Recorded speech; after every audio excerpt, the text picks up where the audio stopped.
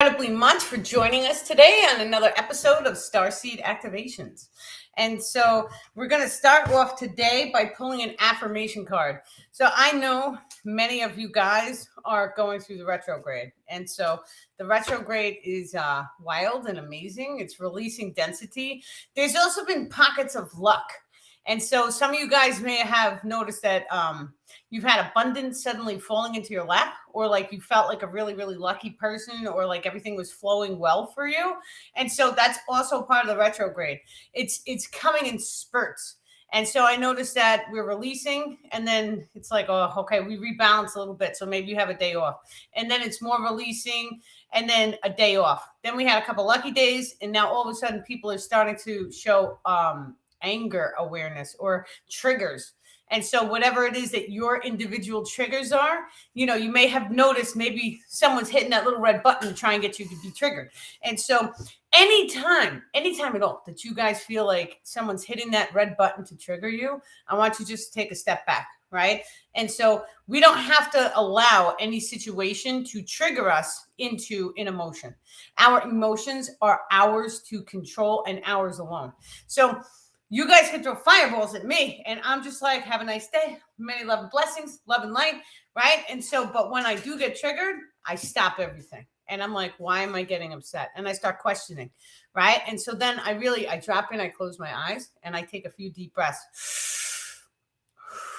What is it about whatever situation that just happened?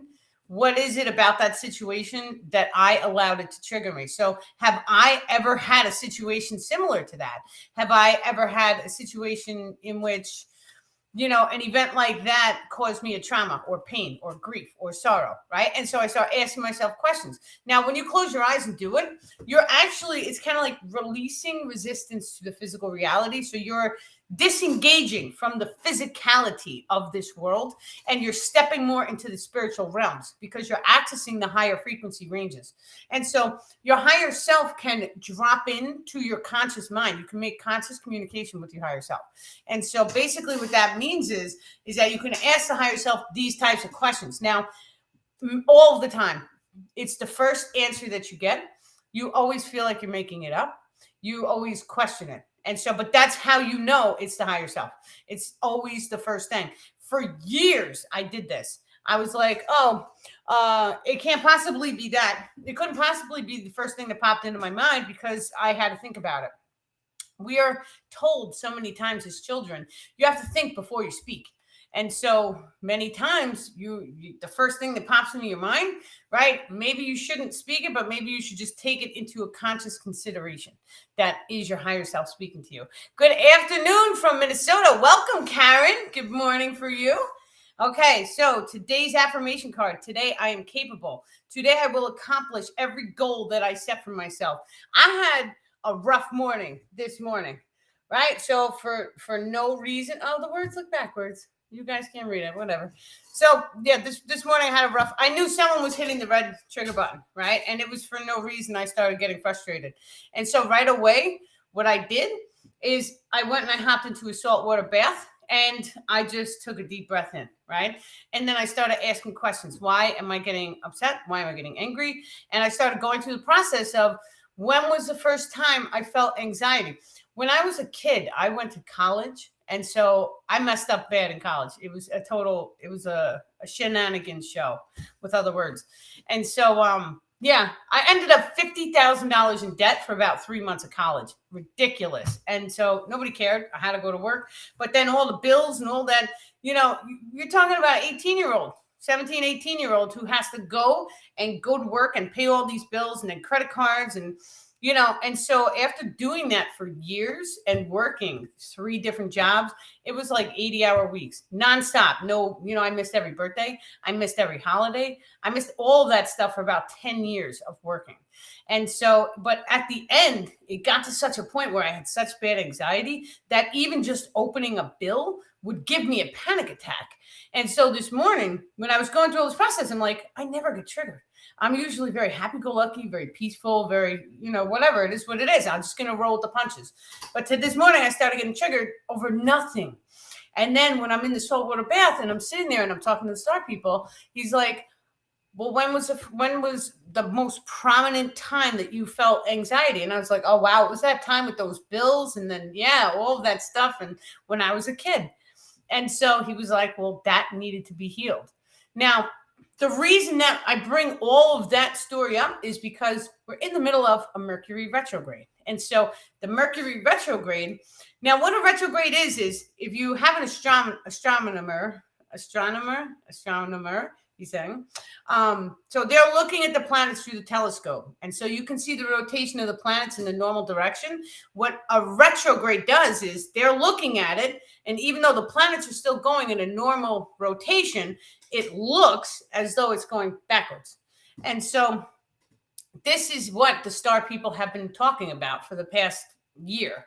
They're like, lifetime, right? Time, it goes in a breath in, and then it goes in a breath out. But it's inward and then it's outwards. And so it looks like a seed, or it forms a toroidal field or vesica Pisces, which is sacred geometry. And so that's what they say about time and space. Now, this whole process of breath in, breath out, the Mercury retrograde, because it's being seen in reverse, that has a lot to do with how the actual reality works. And so your eye, it's seeing things, you're seeing things in one way, one direction, but actually it's reversed. And so the entire reality is upside down. And so, but our brain and our eyes is transforming it to the way that we see it. The retrogrades work the same way.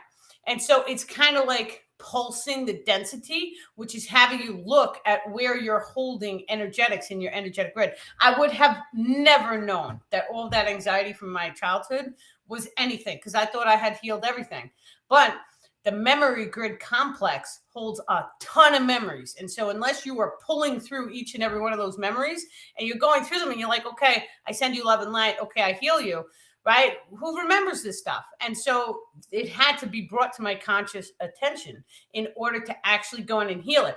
The second I sent it love and light and I healed it, now I go in and I pull at my younger self. And so I consciously envision what that younger self, what me as a young person looks like. How do I look like? I'm paying all these bills. I'm stressed to the max, right? I'm thinking, oh my God, if I can't pay the credit cards, they're going to throw me in jail. That's what we were told as kids. And so now all of a sudden I have compassion for her. And so having compassion for yourself or even your younger self is the fastest way to heal it. Because you know what? You're changing the emotion that you hold to the experience by having compassion for the person that you were that walked through the experience. Super simple. And so healing the experience is like, because some people spiritual bypass and they're like, who cares? That stuff happened 20 years ago. It's not relevant now. And so, but that way of thinking, it doesn't heal the emotion code, because you're not actually healing the emotions that you felt in the past, because it's those emotions that are in your energetic grid structure. Who knew? And so what you have to do is you have to take your younger self who's experiencing that right now. And so you look at that person. So I look at her, I see her, she's unable to breathe, right? And the freeze thing was big in my life. So holding my breath and freezing, I've done that multiple times. And so for many different things. But so she was doing that. And so holding her, hugging her, it's okay. And you do this all in your mind with the creative mind. So it's like an imagination, but not really, because you're healing an aspect of yourself. So if you take a piece of paper and you draw little stick figures, right? And so each day of your life is one of those stick figures. And so underneath that stick figure, right, let's say you can click on it. It's a little link. And so you click on it, you can see a journal entry. This is how the Akashic records work, guys. And so you can see the journal entry of every thought, every emotion of that day. And so each and every day that you are firing off these emotions is a chance to learn, to grow, but you have to go into the past and you have to heal all of the really tragic or trauma-based emotions that you're holding on to. And so what you do is, it's like clicking on a day. Boop, right? I'm going to unpack that journal entry. I'm going to go into my mind. I'm going to pull at the memory grid complex. I'm going to see what traumatic emotions from what day are still on my energetics. And then I'm going to start to have love, light, compassion for my younger self. And so when you do that, it really is like it's putting down a rock. So every single trauma that you healed is putting down a rock. So we're all carrying a bag of rocks around. The more and more of these rocks or stones or shades, The star people always call them shades, like a sunglass lens. It gives shade. And so you have a light body inside of you. And so imagine that you're putting a bunch of these sunglasses shades all over your physical form. It is your physical form. The more that you pull these shades off, you change your belief systems and you heal yourself, the more light shines through, which is why when we fully are healed, and this is why I've been telling you guys, every person in the physical body has some type of distortion, because the physical body is a distortion. That means you're holding some type of emotion. This is the reason why when we are born, it's very traumatic to be born, because that's the first emotion code that you hold on to that allows you access into the physical realm. You have to be born with pain. So think about the 5D people. When they go through the birthing process, it's very painless. And so they may even have replicators that instantaneously remove the baby. And then not only that, but they're aware of the eyesight and how you're not supposed to go from complete darkness to complete bright with fluorescent lights. Even being outside on a sunshiny day, you're not supposed to do that to a baby. It's very traumatic. Have you guys ever spend one day indoors in darkness, and then say it's 12 o'clock, right? You just spent 4 hours, say, in complete darkness with maybe you had an eye thing on. And then all of a sudden you took it off and you went right outside and you stood outside. How do your eyes feel? So imagine that newborn child that has just spent 9 months in a womb growing, and now all of a sudden you're exposing it to all of this light. It's not healthy. It's very traumatic. And so, yeah. Is there such thing as spiritual rebirth? Yes, Siri. Yes, there is. Stop it, Siri. There is such a thing as spiritual rebirth. And so if you've ever seen someone who's like, we see this in the movies. So maybe someone was like a gangster, a thug, right? They killed a bunch of people and then they got sent to jail. Then they started studying the Bible. Now, all of a sudden, they're in there 20 years and they're like a monk.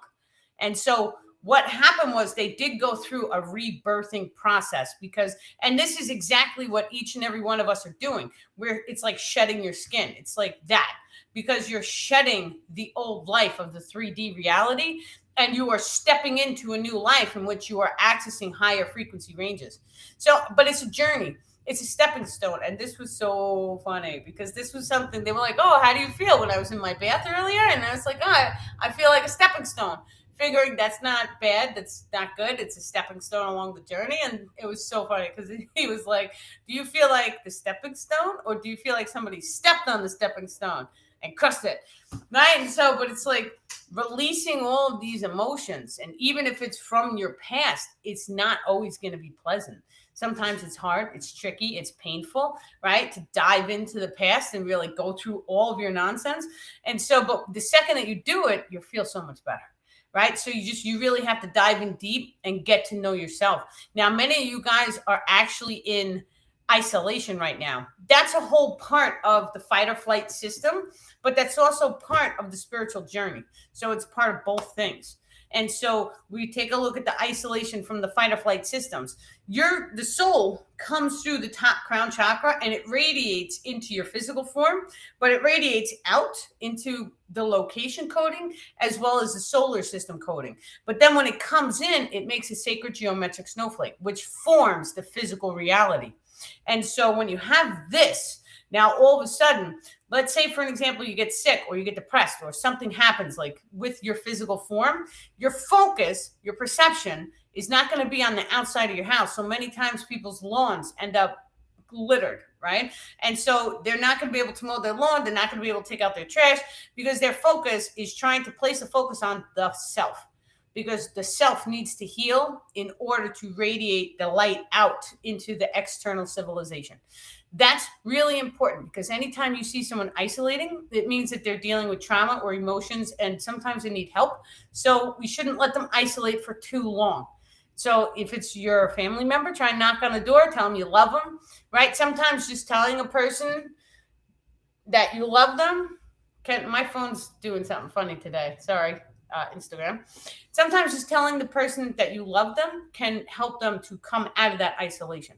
So just be aware of this. Now, along the spiritual path, when you realize, and it's difficult for each and every one of us, is difficult. I know when I first learned the conspiracy and all of that nonsense, it took a toll. I was like, oh my God, right? And it's like your stomach drops. your heart goes into your throat, and it's a slight bit of panic that may wash over you when you really learn to the full extent of that nonsense. And so I learned all that first. And so my kid got a cavity, and then it sent me spiraling to, why do we get cavities? Why don't the teeth instantaneously heal? Because there's certain tribes, certain cultures that their teeth automatically heal. Their diets are different than the Western diet, than the Eastern diet. So it's just, it's so backwards here. And so when you have high minerals, right, your bones, calcium, all these stuff is the high mineralization heals it. So like horsetail teeth can actually regrow your bones. Who knew? Your teeth are made of the same materials as your bones. So this is why it's like, okay, the things that we have been taught is not true. That's part of the conspiracy. And so when you start to dive into all that, you get scared. It's fear.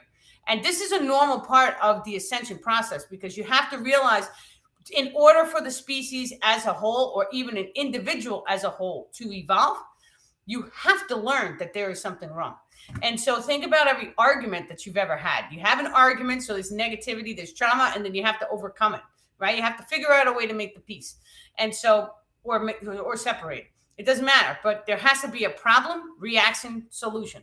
And so we can see that over and over again. So we learn about the conspiracy. We see what's wrong in the civilization. We see how many different ways that we could be doing this so much better. And so immediately removing the money system could very greatly benefit the entire economy. And I know that if I had this conversation with my parents, and they were like, "Are you nuts? You can't take away the money," right? And so, but the truth of the matter is that all the chemicals that are being put in the food and all that stuff is by the money, right? But on a spiritual level, right? And so you learn the conspiracy first. It's a problem. And so it puts the call to action. What are we going to do about it? And so we're going to learn. We're going to learn how to heal ourselves organically. So now we see a bunch of hippie people who are figuring out all these herbs, and like dandelions is the #1 heart cure, right? So now here's the solution is already being given to us because we're seeking it. That's the reaction. We're seeking. And so many of us have started the spiritual path because we've learned the problems in the civilization. We see it and we sense it. Something's not right. We're not meant to be living like this 9 to 5. And then all of a sudden you're so incredibly disconnected from everyone. Where's the social aspect of being alive? And so I live in a very sociable neighborhood, and I don't know half of the neighbors here. When I was a kid, I knew every single neighbor. And so there has to be some type of social aspect to being human. And so if you take a look at the tribes of old, they always lived in a clan, in a group, in an organization. They were community things. And so on a truly free planet, this place should look like Disney World for adults and children. It should look beautiful. It should have beautiful streets. It should have no trash. The ocean should be clean. Everyone should have free energy. Everyone should have food. Everyone should have clothes. All of our needs should be met. Every need, including technology that is not here to subliminal program us. None of that stuff, right? And so we're seeing everything wrong. And so, but we're acting, because just gaining the knowledge about what's going on, it allows us to open up new doorways. And so the spiritual path may have called you. It called each and every one of us. We were magnetically attracted to it. You had to be in alignment for the spiritual information to be gifted to you. Many star seeds were gifted the information because of the star families that are working with you. And so, but the spiritual information basically shows you, you are one with all of that trauma and chaos out in the world you see. And so at that point, when you truly understand what that means, it's like, whoa, wait a second, because now I can go inside, I can change my frequency, and I can change what I see in the world around me. And that's exactly how it works. And when you do see something that you don't like, so let's say, for an example, we'll take litter. I use that one as an example tons of times. When you do see something that you don't like, you do something about it. You be the change that you want to be in the world. And so you go and you pick up some litter, where none of us should be on top of anybody else. And so if you could do it, I could do it, we could do it together, right? And so that should be, we should be a clan, we should be a group, right? And we should be thanking the people who clean the cesspools and all that stuff that, like, let's say I can't do that, right? I can't climb down there, but you're going to do it. So yeah, I'm going to take good care of you. And whatever I do, I'm going to make sure that you get a gift from me once a year. Right? We take care of each other like a family. And so that's what's actually happening right now. You can see it happening across the board. It's just open your eyes and allow your perception to witness the joyful bliss and all these positive things that are happening. And so, during all that nonsense where the civilization shut down, we had, and I'm just going to call them light workers, but we had people putting up apps and saying, hey, we have to get these elderly people food because they can't go out. And so then we had other people saying, well, I can pick up the food and take it to them for free. And so now all of a sudden you have an app taking care of people, right? And so everybody is donating time and now you see people spending time with elderly people because of everything that they've been through. It's just having the communication with them. So in the future, you never know. Maybe we'll have some sort of video servicing where if they're in a homeless, like one of the nursing homes, we can hop on a video call and say hello, have the kids say hello, right? And so it takes a tribe. Yeah, and it takes a tribe to raise a child. That's absolutely true. And so that's another thing. I took my kids out of school, so now they're homeschooled. So it's me and them. So I could teach them all day long, but they're only getting one perspective of knowledge, right? And so we want to have multiple perspectives. When I was a kid in school, I went to chorus, so I used to sing. And so, but my instructor, the teacher in the class, he taught me a little bit of piano. You see? And so, but my parents would have never taught me that. So we're supposed to have group teaching and group, it's supposed to be a clan and a tribe. Yes, that can totally be looked as a blessing, the shutting down and all that nonsense that just happened. I see it as a blessing because it got people to ask the questions. And so there's so many times, and I was even guilty of it because I was very, very physically focused at one point too. That's why I don't judge people who are not awake, right? They're just at a different level of their consciousness. And so I was there too. So when they're not awake, I'm like, it's okay. It will be your time when you get the call, right? And there's nothing anybody can do. Just be at peace with it. The second that you're at peace with it, they start asking questions. And so they want to know too, well, why is this going on? Why is that going on? Now we're seeing schools close. And so we're seeing, oh, you can't keep the teachers. Why can't you keep the teachers? The teachers don't want to teach this stuff. It's like you're pushing an agenda and the teachers are seeing it. So now I'm seeing the teachers, and so it's happening across the board. People don't want to be in that system. We don't want to be brainwashed. We don't want to be programmed. We want things to work smoothly, but we all want to help and contribute. Because let me tell you something. If I picked 30 people who are watching this right now, and I told you guys, okay, we have a list of things that we have to get done, and we're going to make this food, we're going to make these products, and we're all going to share, and we're going to care, and there's going to be abundance for everybody. We would all come together, all the work would get done super quick. And all of a sudden, all the products would be there. Everything that we would need would fall at our feet because we're working together and we're doing it as a group. So one person doesn't feel overburdened, right? And so I've seen this before on TV where they have these, it's like a wing, like a hallway. And then they have little, I guess it's like an apartment, but not an apartment for like single moms with their kids. And so, but what happens is that big hallway has the kitchen. And so now all these kids, all these moms, they're all interacting together. They're all sitting down doing homework, doing schoolwork together. They're all cooking together. And so it wasn't really a church, but it was like a group community living because on their own, all those single moms, they would have been struggling. Now you take a look at the rates, right, of all of these negative things. I'm not going to mention because my kids are in the other room, but all these negative things are all happening under single mother homes. Right. So and I've always known intuitively, too, the children always need their father. So if you can, you should always try and have other people around to help you and assist. So there's more than one person. Right. When I went to church as a child, I was made to stand in the back of the choir when we sang because I sang so bad. Aww. That happened to me, too. When I was really, really little, I used to love The Little Mermaid and I was singing the song and it was very monotone. And so they used to always tell me to be quiet, too. And you want to know what? I didn't care because I never listened to anybody. I did my own thing. I've always been that kid to the beat to my own drum. And I kept singing. And then all of a sudden, I ended up in 6th grade. So now it's like 10 years later. And so the choir didn't want to let me go. I wanted to go and learn piano. And they were like, no, you need to stay because your voice is too good. So the more practice and the more focus that you place into anything, the better you're going to get. We see people who are like geeks. They have zero social skills, zero. right? And so even like maybe they walk crooked, or we look at them and it's totally like a perception and a judgment instantaneously. But that person can take their life and they can turn it all around. They can straighten their spine. I've done it. I used to be crooked like a pretzel. You guys would not believe the photos. And so I fixed myself, right? And they can do it. I could do it. You guys can do it.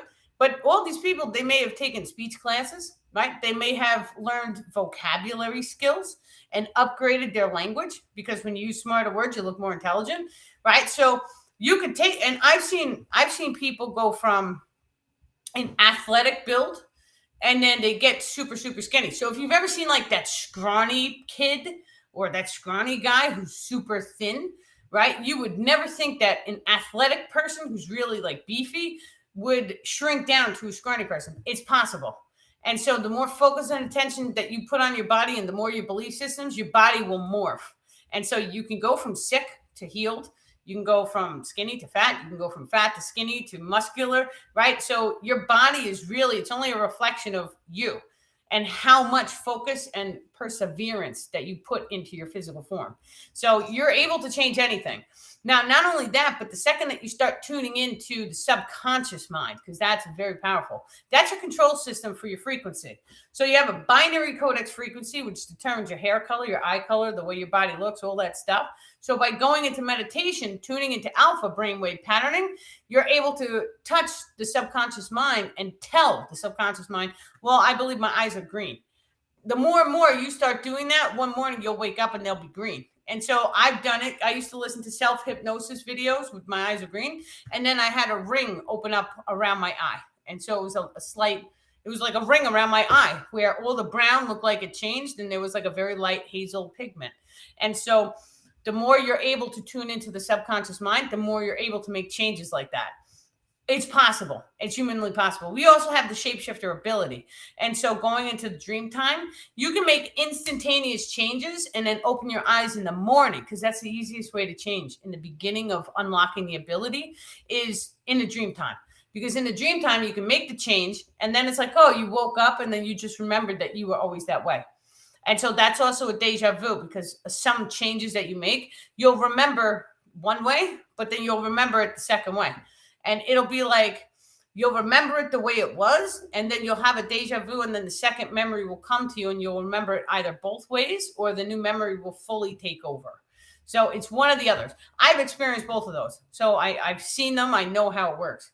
So getting it to do that. Now, a lot of times, 3 days. We manifest by 369. And so Tesla knew that. It's a sacred geometry inside your energetic grid structures that vibrates according to 369 as well.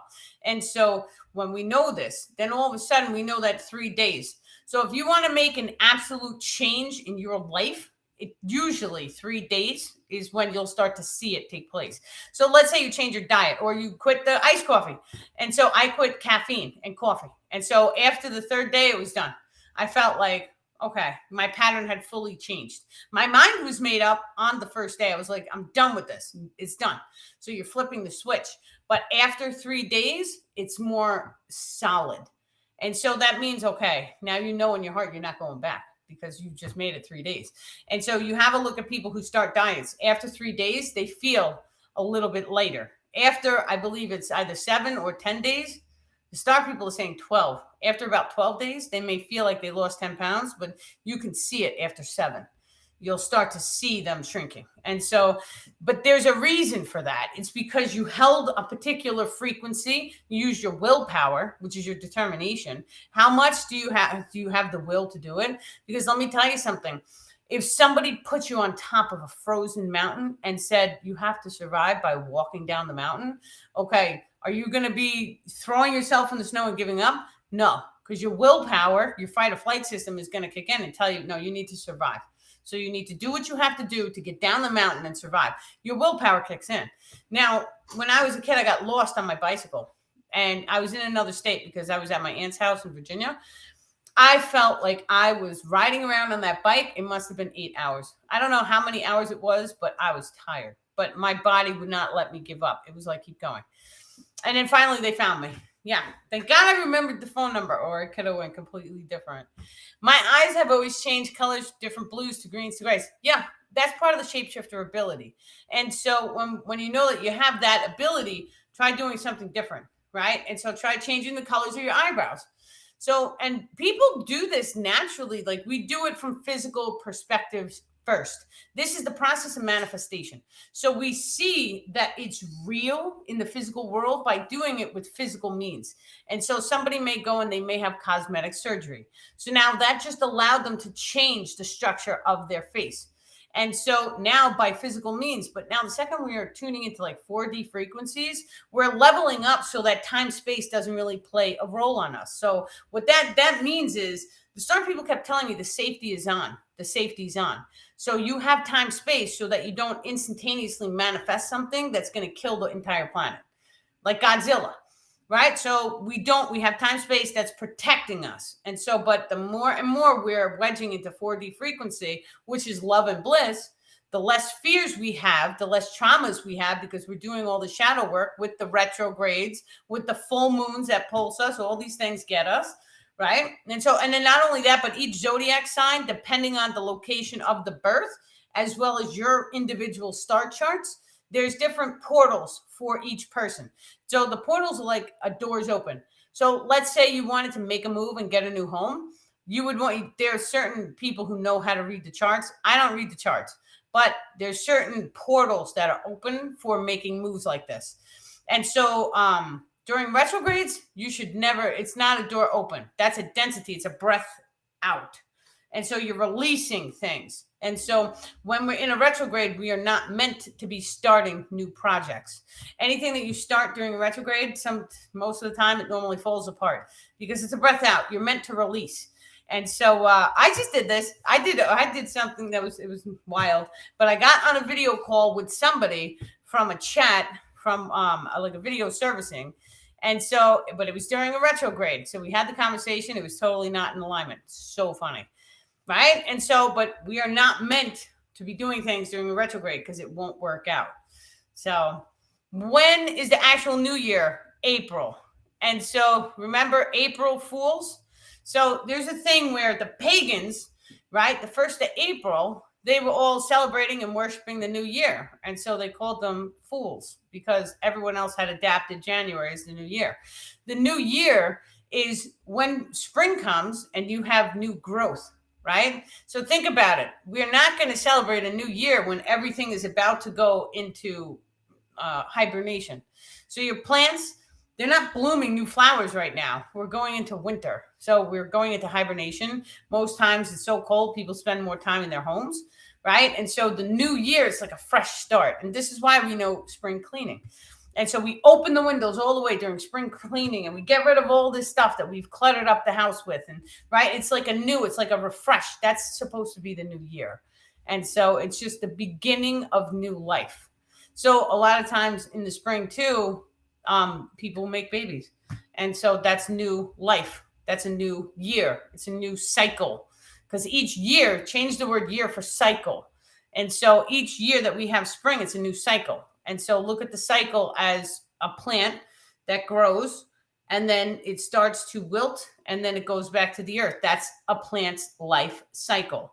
And so each year is a life cycle. This is another reason why we celebrate the birthdays. However, this year, I can't tell you guys what to do, but I'm not doing any more birthday cakes because I noticed something.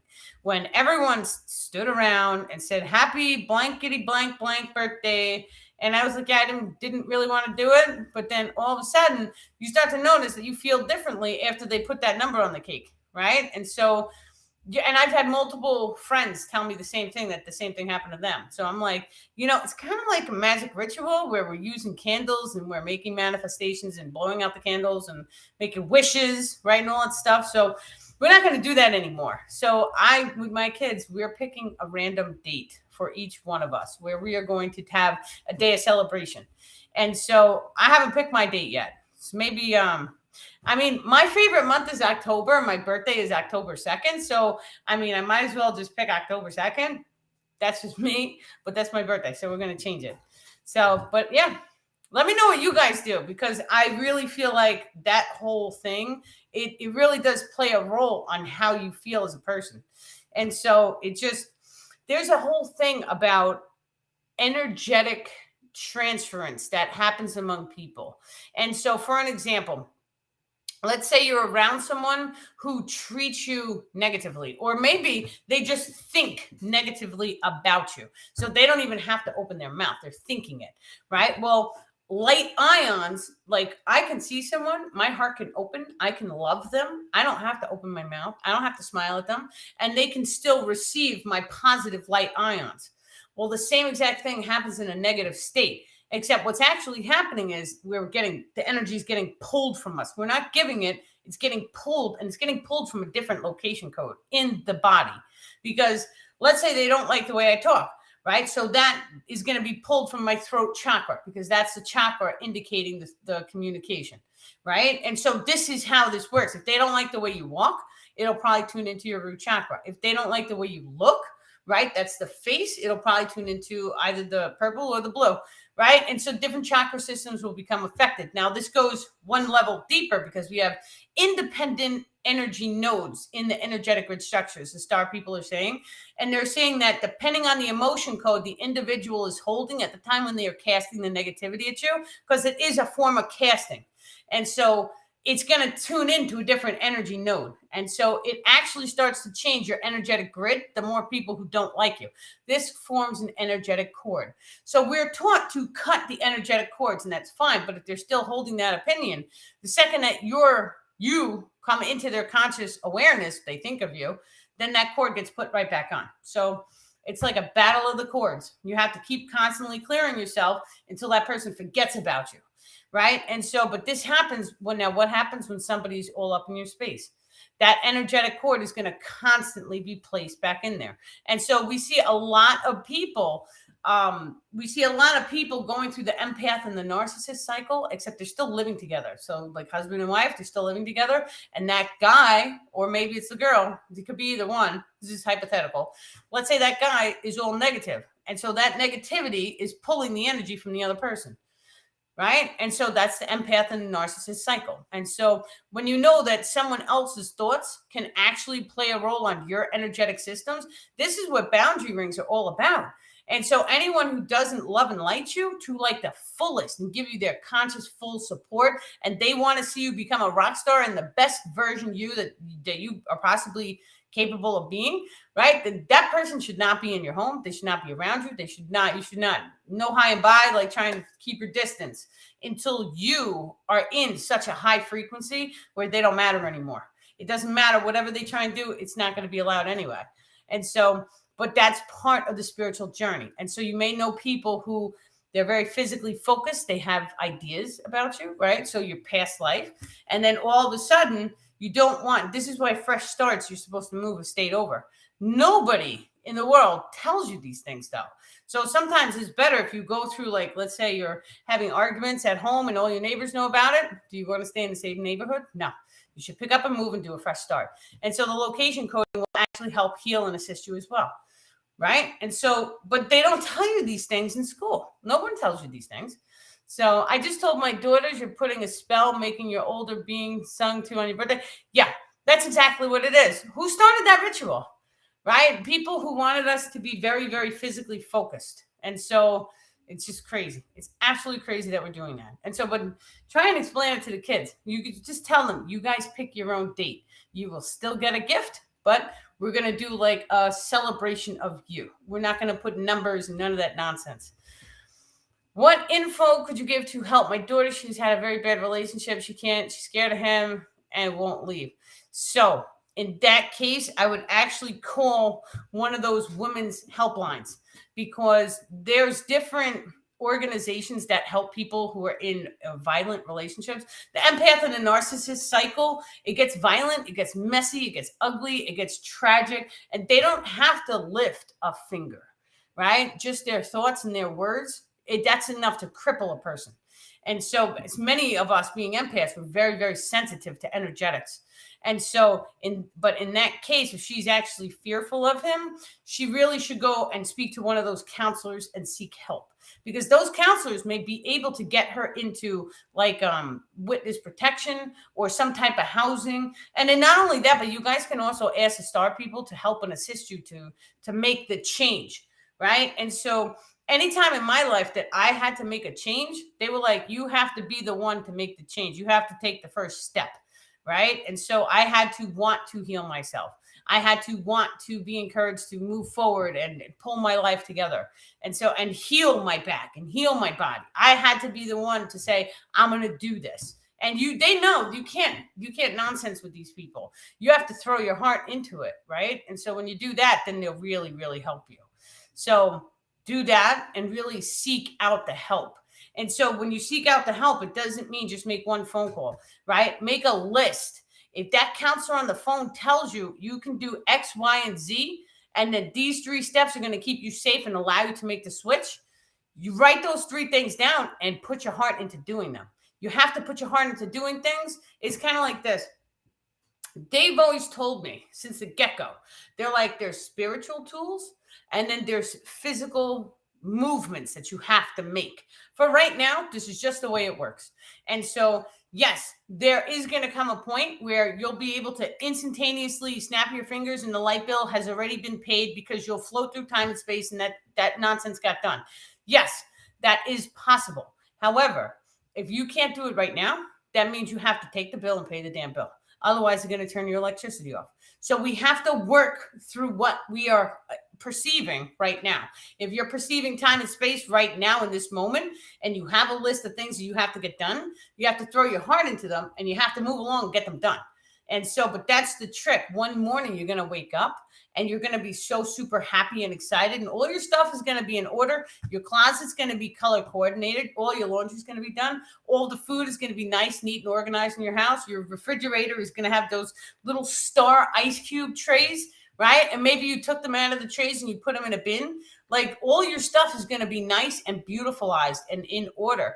That's when you know you're tuning into really high frequencies, because all of your stuff will be flowing. You'll wake up in the morning. You won't think, oh, I have all this stuff to get done. No, that's a low frequency. You'll think, oh, today's the best day ever, right? And then all of a sudden it'll be like boopity boppity boop. And then all of your stuff falls in line and everything is done very, very rapidly. And so you have to be, it's like, I don't want to use the word love and light, but you have to be happy and excited, because when you're happy and excited, everything is a pleasure. Nothing is a chore. And so even when you are scrubbing the car, right? So washing your own car, you turn it into a game. It's fun, because now all of a sudden you're like, oh, it's nice and clean. Nobody does it better than me. And then all of a sudden your stuff is nice and shiny and clean, right? But you are being called to put our heart into every aspect of our life. So any behavior pattern that you guys have that you feel needs to be changed, put your heart into it. If your bills are a mess, they're not in order, put your heart into it. Now, the funny thing about bills, the way that we manifest, right? You don't need to have all the money right this second. Because, like, let's say your electricity bill is $100 and you don't have it. Let's say you only have $20. You don't even want to give your last 20 away. Fine. That's a situation that we're dealing with, right? So you call and you tell them, well, I can give you $10 today. So just don't cut me off, right? So they're like, okay, so maybe next week send us another 50. And then you're like, I could do 20, right? And so you work back and forth. The matrix will allow you to manifest any way possible. And so the whole point of that is you don't need millions of dollars to win the game. Some people are buying houses right now, this very second, with 0 down payment. I don't know how they're doing it, but I've seen them do it. I've seen it on TikTok. And so they're like, oh, look, we just bought a house and 0 down payment. Not only that, but there's actually new ways out there. We were just talking about this last night. So apparently there's some type of law written in so that, like, if a government or the banks own a house and it's sitting there for a certain amount of time, you can go in, you can repossess that house. You fill out paperwork with the state. It's like some sort of farmer's law where the original laws were written a certain way so that, you know, the farmers were like, well, you're leaving the house abandoned and we could be growing food, right? And that food could be serving the community. And so there's laws written in place. So now people are just hopping into homes and they're filling out the paperwork and they're they're doing the electric bill too in their name. So they have proof of residency. But then they're getting the house for free. Some guy just did it on TikTok. He got a $2 million house in Florida on the beach. $2 million house. So it's amazing. We can manifest all sorts of ways. No one's saying that you have to have millions of dollars to do this, right? There's always a loophole. There's another guy on TikTok who's like, oh, you guys want to start a tiny home community? He's like, the government's giving out grants for $500,000. They'll pay for the land. They'll give you money. The $500,000 covers your farm equipment, right? So if you wanted to open up a tiny home community or a healing center, there's funding available, right? So whatever way that you think of, and like not only that, there's another way too. The second that we learn about becoming sovereign. So the second that you're sovereign, right, you're becoming a national instead of a citizen. And so the second that you do that, you become your own bank. So instantaneously, if you know how to do the paperwork correctly, you have access to like $250,000. There's ways to do it. You guys have to manifest your own way. Figure it out. The more you seek, the more knowledge will come to you. And so these are just ways that I see that it's possible. And so, but you have to make a decision at that point. What do you want? Do you want a house? Do you want a tiny home community? What do you think you're capable of handling?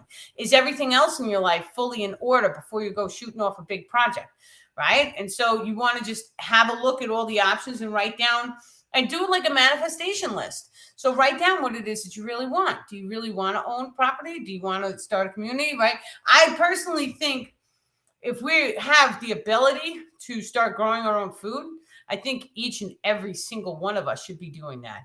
Like even if you have a room in your house, have it dedicated to growing food. And so that's just on a spiritual note. It's because of it's like a relationship that you get with the plant. I have 2 plants now in my room. One is just a seed. We found a pepper inside of a pepper and we put it in dirt and fingers crossed it grows. And then I have my tree. Now my tree, the leaves started this big. And so, but that's the size of the leaves. That's how big it was supposed to get, this big. And so with all the love and blessings and attention and talking to her, the leaves are now like this big, right? And so when we have a garden at home and we are loving and blessing and making contact and communication with our plants and even adding some of our fluids onto the plant, the plants can read our DNA. So for an example, if we take either the urine, the sweat, or the saliva, and we put it on the dirt, the plant absorbs that, and then it knows what nutrients we need in order to heal us. And so let's say you're starting to develop cancer. Now, all of a sudden, you have a garden. In the garden, you're adding your fluids to your plants. Your plants suck in the nutrients that you need to heal whatever it is. And so like cancers, too, they know that apricot seeds, that's the number one thing that each and every one of us should be researching for cancers, right? And so you grind it up, then all of a sudden it's healing your cancer. I mean, there's so many different plants. And then not only that, but that's not even taking into consideration the spiritual knowledge. We have such a deep spiritual connection with Mother Earth that we can go outside and we can ask Mother Earth to manifest a plant that's going to heal us. She will gift us either a mushroom, because mushrooms are like the number one medicine on the planet. And she'll give us a mushroom, or she'll give us a plant, or something will spawn in the backyard. And you'll be like, oh my God, was that there before? And yeah, mulberries, right? We had 6 trees come up out of nowhere. And we were like, oh my God, there's like 6 mulberry trees. And my kids were really little and they loved to just eat it off the tree. And so it's so funny because we moved from New York. That's where the trees were. We came to Pennsylvania. So right in our supermarket, we're about to go inside and buy the kids mulberries, which have been sprayed with pesticides and all that nonsense, right? And so right outside is a mulberry tree. And so the kids ran right to the mulberry tree and they start picking, right? And so that's kids. They see it, they know what it is, they can identify it, and they know if it's clean, and so that's it. There's certain types of bacteria that come out of your garden. And so, yes, you do have to watch for bird poop, right? That's number one. But early human beings, they did not wash their food. And so what type of bacteria were they ingesting from eating right off the vine? And so there's many tribes on this planet that still eat from vine to mouth. They don't sit there. They don't go cook it. They're not killing all the bacteria. Now, we know about the microbiome. We know about the gut, the bacteria in the gut, the probiotics. We know all this information has come out to humanity. And so, but there's certain types of bacteria that is natural to this planet, that is on the food that naturally grows in the civilization. And it's not civilization, the nature. And so when you start eating from plant to mouth, you start gaining that bacteria. That bacteria starts killing off things that are harming you, right? Everything is a circle of life. Absolutely. I had this happen this year with purslane. Over everything, I've always pulled it before thinking it was a week. I don't know what that is. Is that a plant? Maybe that's a plant.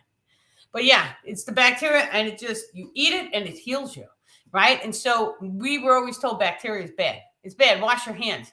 That's nonsense, because when you take a child and you let the child, and my kids, it was horrible. I had to put a baby pool outside, right? And so they were little, and I let them go and play in the dirt. And my mom kept yelling at me for impetigo. But guess what? Their immune systems were so strong because they were grounded to the earth with their little feet. And then they were touching and doing what kids do. And so they just they never got sick. And then if they were covered in mud, I hosed them off in the baby pool, and then I rinsed it out. It was 1, 2, 3. And they always had so much fun as little kids. We were always outside in the back. Yeah, so that's an amazing plant.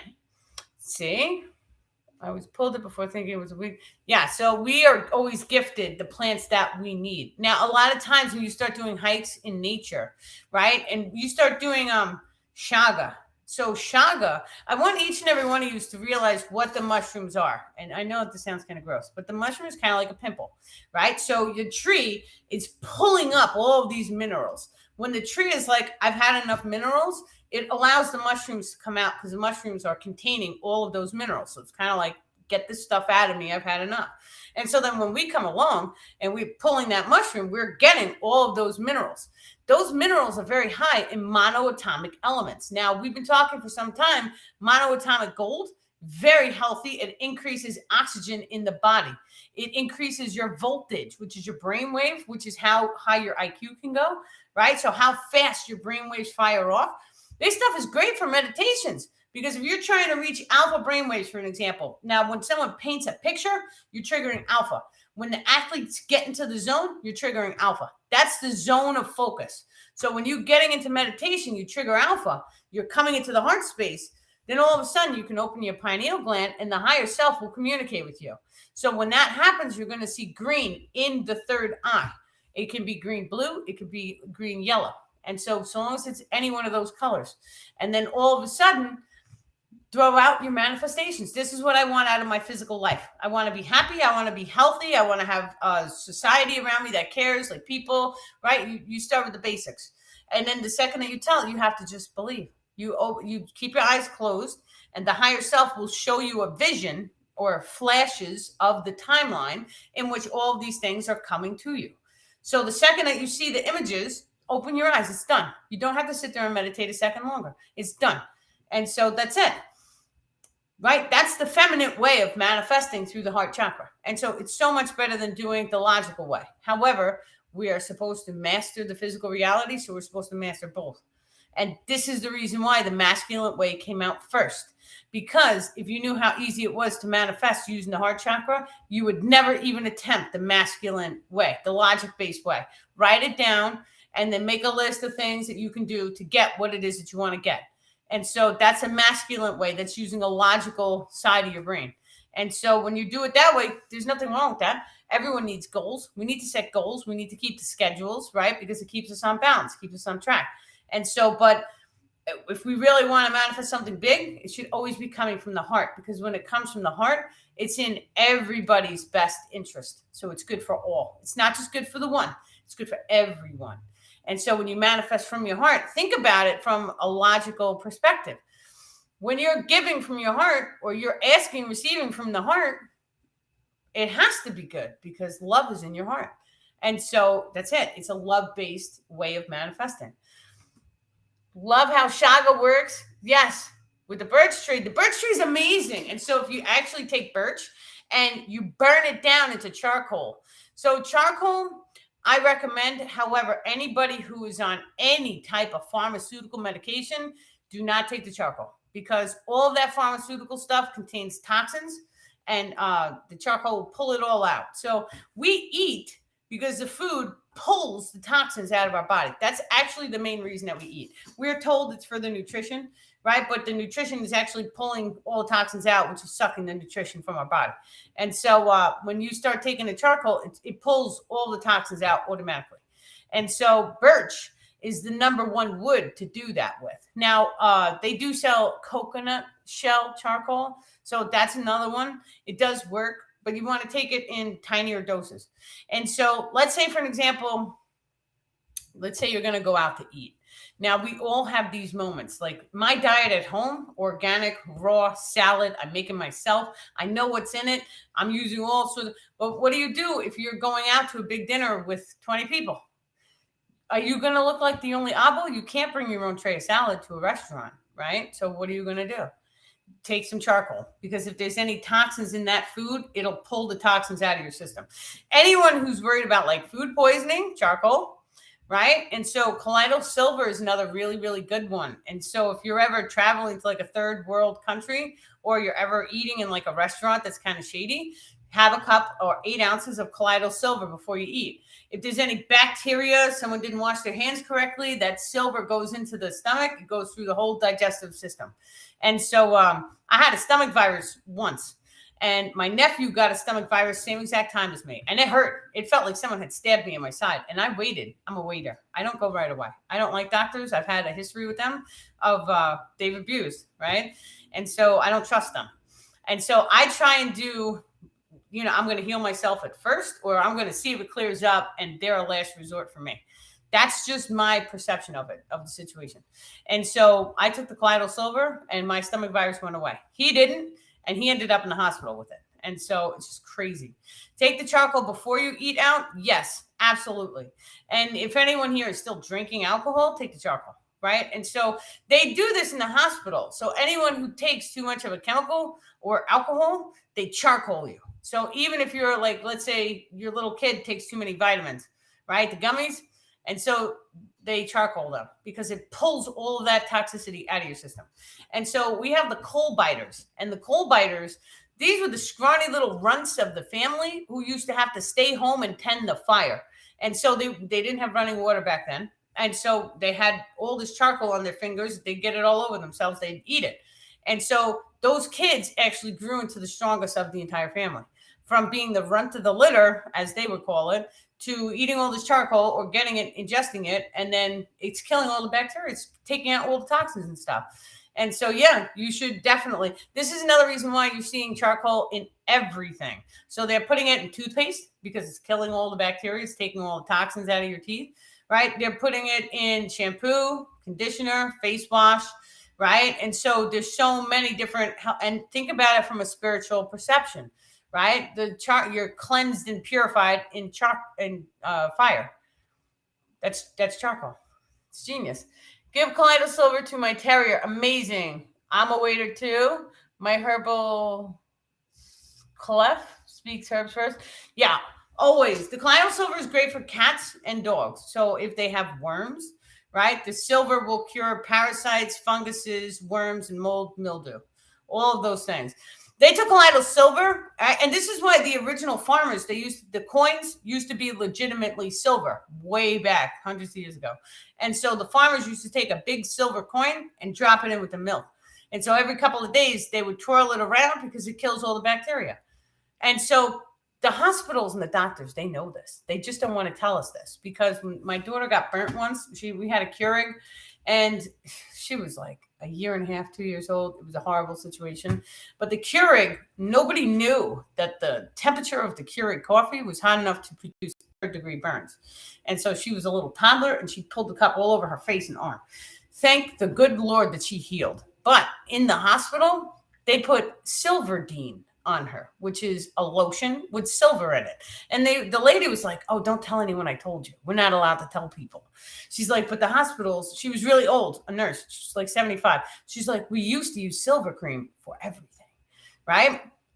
So you guys know that silver cream heals burns. It takes all, and it's cheap, and there's no toxic chemicals in it. What? Right? And so it's an eye-opener about the medical field. And so that's another reason why it's like, even if you trust the doctor, some of the doctors are most kind-hearted, right? But the pharmaceutical companies, what are they putting in the medicine, right? They just go and they tamper it and all that stuff. So it is true that after a baby is born, the doctor uses silver. I'm not even sure. I had horrible pregnancies. I had two. It wasn't horrible pregnancies because nothing went wrong, but it was in the doctors, right? And the doctors having this whole God complex telling you what to do. I don't like to be told what to do. But then not only that, like when a baby is born, right, and the placenta and all that stuff comes out, you're supposed to take it and you're supposed to put it in like a container and allow it to naturally come off of the child. They take it and they wham, they cut it right away, and then they cart it off so that they can refrigerate it and they can take the stem cells, right? And this is a business for profit. All hospitals are businesses for profit. And so they're taking our stem cells and then they're utilizing our children's stem cells. Because if we had access to this, now ask them if you can keep it. You see, they're going to give you a hard time because they are trying to make money off of that. And so you're supposed to leave it connected to the child. And if it takes a week, if it takes two, so be it, right? Because all of that is squeezing and it's giving them all the excess nutrition that's still in the umbilical cord. This boosts their immune system and it actually increases their IQ. So, okay, 75 is now really old. I know. When I'm 75, I'm going to look back at this moment and be like, oh, I said that. Yes. So, yeah, and then not only that, like the umbilical cord, it's like all that nutrition. If you took that umbilical cord and let's say you froze it, right? And so let's say now 20, 30 years goes by, your kid gets sick. There's some incurable cancer. You could take the stem cells from that placenta or even umbilical cord, and you can take the cells from there, and the original binary codex frequency is in those cells. So they can take it, they can beam a laser through it, and they can instantaneously heal your kid of any cancer. The pharmaceutical companies don't make money off doing that, right? They want to give you a pill. They want to keep you a customer. So it's just something to be aware of, right? And so not everyone is supposed to have my perception of the pharmaceutical company or the medical field. You guys have to do your research and have your own viewpoints. That's what makes us individuals. And so we are all supposed to be having our own. And so, but I'm telling you, do your research, because if you do your research, you'll see. Can dolphins really aid in human birthing? Yes. They produce a type of sonar. We know this already. And so there was a dolphin birthing center that got shut down. Nobody got hurt, right? The dolphins didn't get hurt. So why'd they shut it down? They shut it down because they realized that the dolphins are actually activating the child's consciousness to allow for a higher frequency to come inside the physical form. And so the kids were born and they were more telepathic. They had higher IQs, right? And so we had a thing called the Baby Can Read program. And so when my kids were born, we did the Baby Can Read program. And so that program got shut down because supposedly somebody sued saying the baby wasn't able to read. My child was under 2 years old, or he might have just been around 2 years old. And I took him into BJ's Wholesale Club. That's how he was pointing at all these signs. He was saying the word meat. He was saying all the words all over the place. People around him were looking like, how old is he? So 2 years old, he's reading a sign that was not in the Baby Can Read program because the word meat was not in the program and he was able to read it. And so when you sit there, you are able to train your children it activates like a really high genius IQ. You have to think the children up until the age of 7, they're in theta brainwave patterning. So if you want to teach them to be little geniuses, that's the time to do it. Now, why is it that we don't give the mothers time to sit at home with their children, right? So you get 6 months with your newborn and then you have to go back to work. Why? Because if someone gave me that time, I would sit down with flashcards, right? I would Martha Stewart them in a positive light, though, right? And that's exactly what I did with both my kids. I had them both reading. They were smart. They were well polite. So when you stick them in daycare, you think someone's going to do that for your kid? No, it's got to be the mom. So the whole system, it has to be changed. What should we do to heal blood pressure and reduce high cholesterol? Okay, so high cholesterol and blood pressure, right away you want to have a look at your salt intake. And so many of the salt, and this is not medical advice, I am just a stay-at-home mom. And so you want to have a look at your salt. Are you eating organic salt with the minerals in it? And how much of it are you eating? A pinch a day should be what you need, nothing more. And so, depending on your levels, you may even want to have it tested. Blood pressure, cayenne pepper. And so that was funny because this was something I was just doing with someone else. But you can get little veggie caps that are empty. And so it looks like a pill. It's not a pill, it's a veggie cap. You take a little bowl and put the organic cayenne pepper and then scoop it into the pill, knock all the excess off, and eat the pill like 2 or 3 times a day. So what happens when we eat spicy food? Right? It's constricting, like your blood pressure constricts all of the ventricles and all the veins. And so the cayenne pepper makes it so it's like kind of like a blood thinner a little bit. And so it makes it so your blood pressure goes down. And so start with I do one big pill. If you need to, do 2, depending on how you feel. And keep an eye on it. You don't want to mess around with the blood pressure. You don't. And so you should have a blood pressure monitor in your house. Cholesterol, that's another thing. See, there's a lot of information coming out that cholesterol is scam. Because think about the white blood cells. When you get a cut, there's an excess of white blood cells. That's kind of how your cholesterol works. Your cholesterol is letting you know, hey, your body's trying to fight something off. And so you're just probably unaware of it's trying to fight something off. So figure out what the body is trying to fight off. Right away, first thing I would do, now I don't like doctors, but I would go have blood work done. I would pull all of the vitamins, all of the minerals, all of the hormones. I would ask them for the paperwork. I do not want to hear what you guys have to say. Just give me the damn paperwork. Then I would take the paperwork and for me personally, I would figure it out myself, right? I would go and I would do the research. I also went to medical assistant school, but it was medical billing and coding, which is the same exact information as being a medical assistant. And so it was medical school. So a 9-month program, they taught us all the medical terminology and all that stuff. So it's pretty basic. When you learn, okay, if your body is missing vitamins, take it to nature. What are some nature things that I can eat that's going to bring this up? And then don't be shy. Go back to the doctors in a month after you change your diet and see what changed, right? Even if you start adding in a vitamin or supplementing vitamins. So sea moss, wonderful stuff because it has every single vitamin and mineral that your body needs. And so just eating the vitamins, turmeric heals cancer. Apricot seeds, cancer. And so these are the basics. Anyone with broken bones, horsetail tea. Okay, how do you detox sugar and its long-term effects? So sugar, that's a funny one because when I was a kid, I was diagnosed hypoglycemia. And so I know what sugar does to the body. They're putting Drano in the sugar. And so Drano it's called food grade lye. And so that's the lye is the main ingredient found in Drano. They put that in there to bleach it white. They don't remove it. So I've even seen this on how it's made, except they modified the video to remove it because I went back looking for it to show people and that part was gone. But they put a large bag of food grade lye into the sugar. It bleaches it white. That's the reason why it rots your teeth and bones, because anything that rots your teeth is going to eventually rot your bones. There's an energetic behind all of this. So if your energetics are properly balanced, you shouldn't manifest any illnesses. However, we've been living a very physically focused reality. Many of us are not all love and light and super high frequency. So we have to take it from both perspectives. We have to take the spiritual. If you're having a problem in, let's say your stomach, right? So I would focus on the solar plexus. So I would fill yellow crystals. I would hang yellow on my walls because you're seeing yellow. It's activating that chakra. Right? There's many, many different ways to do spiritual work. And so you can even make health grids, like a crystal grid underneath your bed. You shouldn't have a single item underneath your bed. You should have 0, unless you're going to put a crystal grid. Crystal grids are allowed because with the proper intention, it's providing a positive energy flow. And so you do that. The sugar, you really have to flip the switch in your head and you have to tell yourself, I'm done. Now, many times people have to get to rock bottom to get to that level. Rock bottom for me when I was a kid was the doctor told me, you don't have a choice, you have to quit.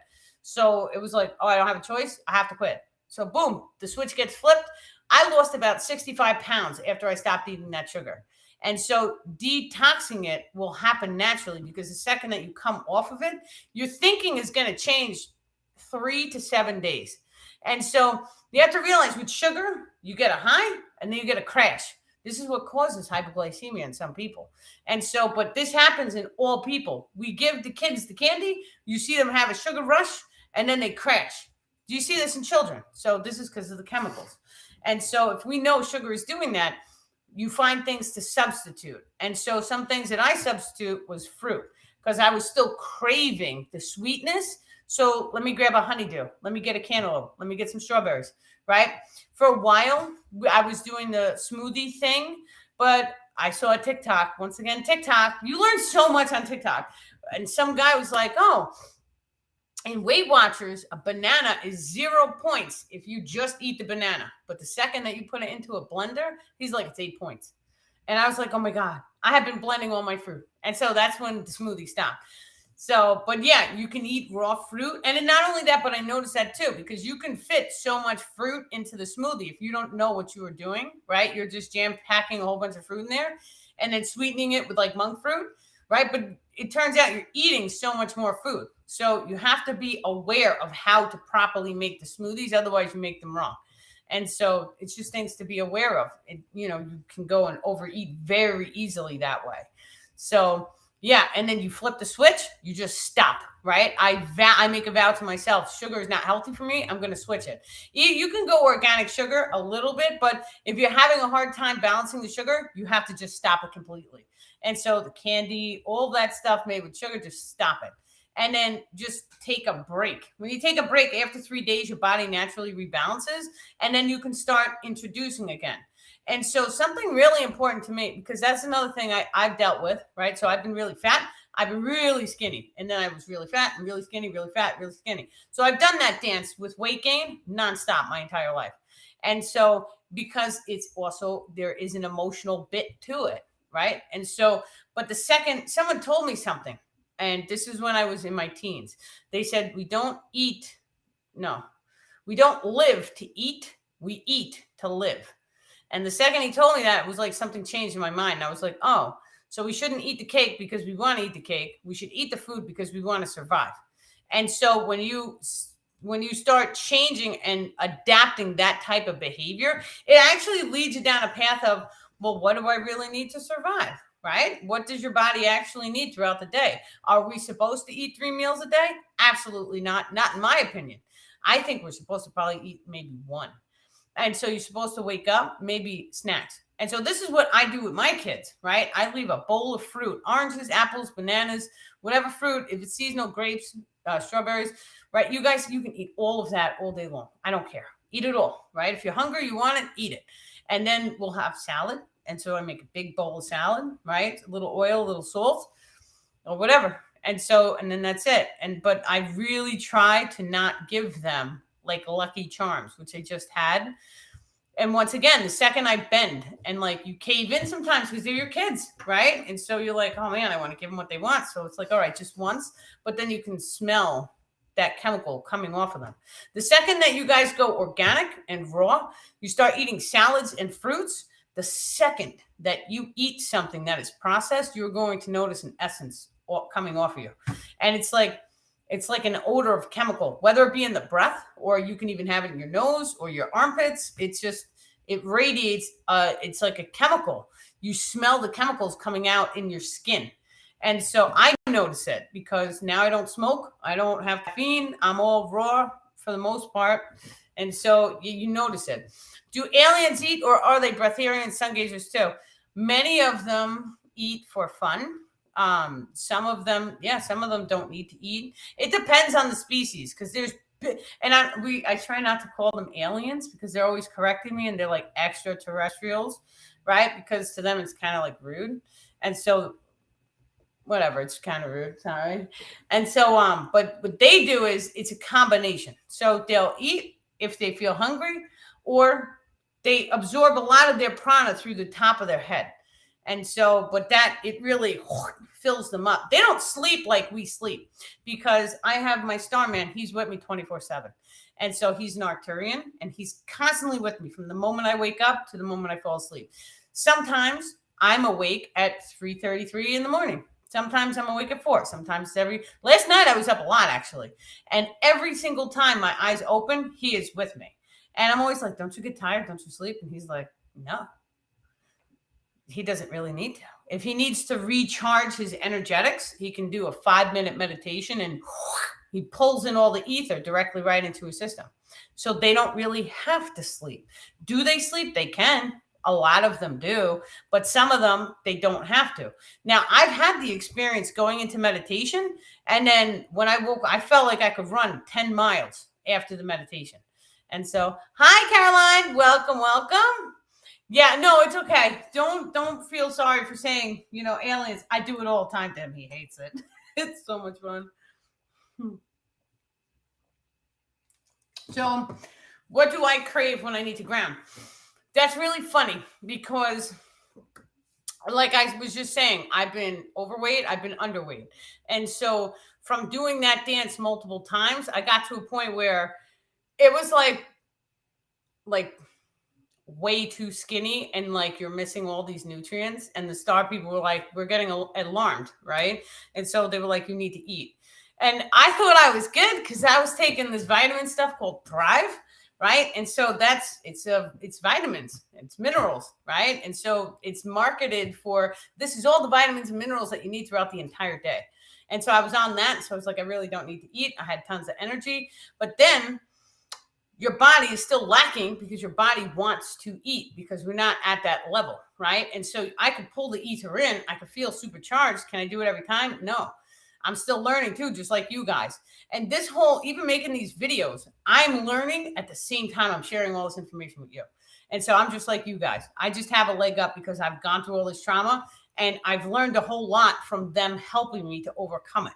And so, but every single day I wake up, I'm learning more knowledge from them. And every single day I wake up, I'm either writing posts or I'm focusing on the spiritual knowledge so I can bring it to you guys. So yeah, it's just, and from doing that whole dance, right? So I was completely shutting off my cravings. I did not want to hear it. No sugar, no this, no that, right? No iced coffee. I loved iced coffee, right? With the caramel cream.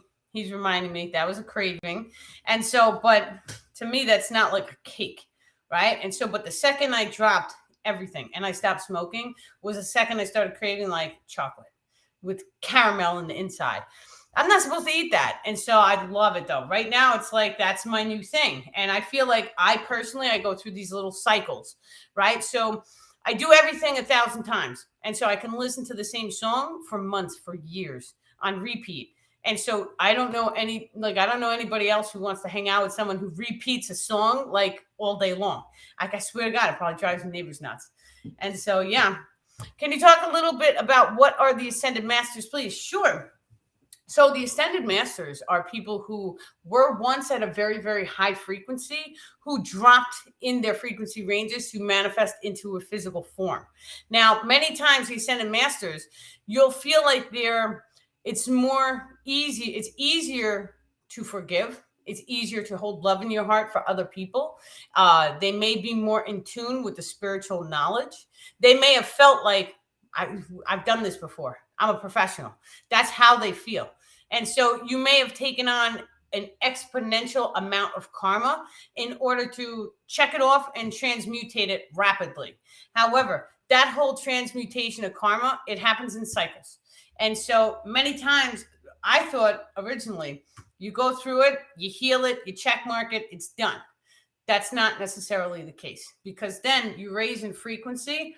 All of those cycles that you thought that you healed could potentially come back into your life because they cycle. And so they'll always come back a second time in order for us to heal it properly and really cancel it out. And so sometimes that happens. So, and that's like the hero's quest too. The hero rises, then the hero falls, and then the hero rises again. That's how the cycles come. Right. And so you fall in frequency. And then when you rise up again, all the cycles come again and you heal them a second time and it's done. You've healed them all. So the second time you go through that, you normally are ascending into 5D, but it goes in 4D and then 5D.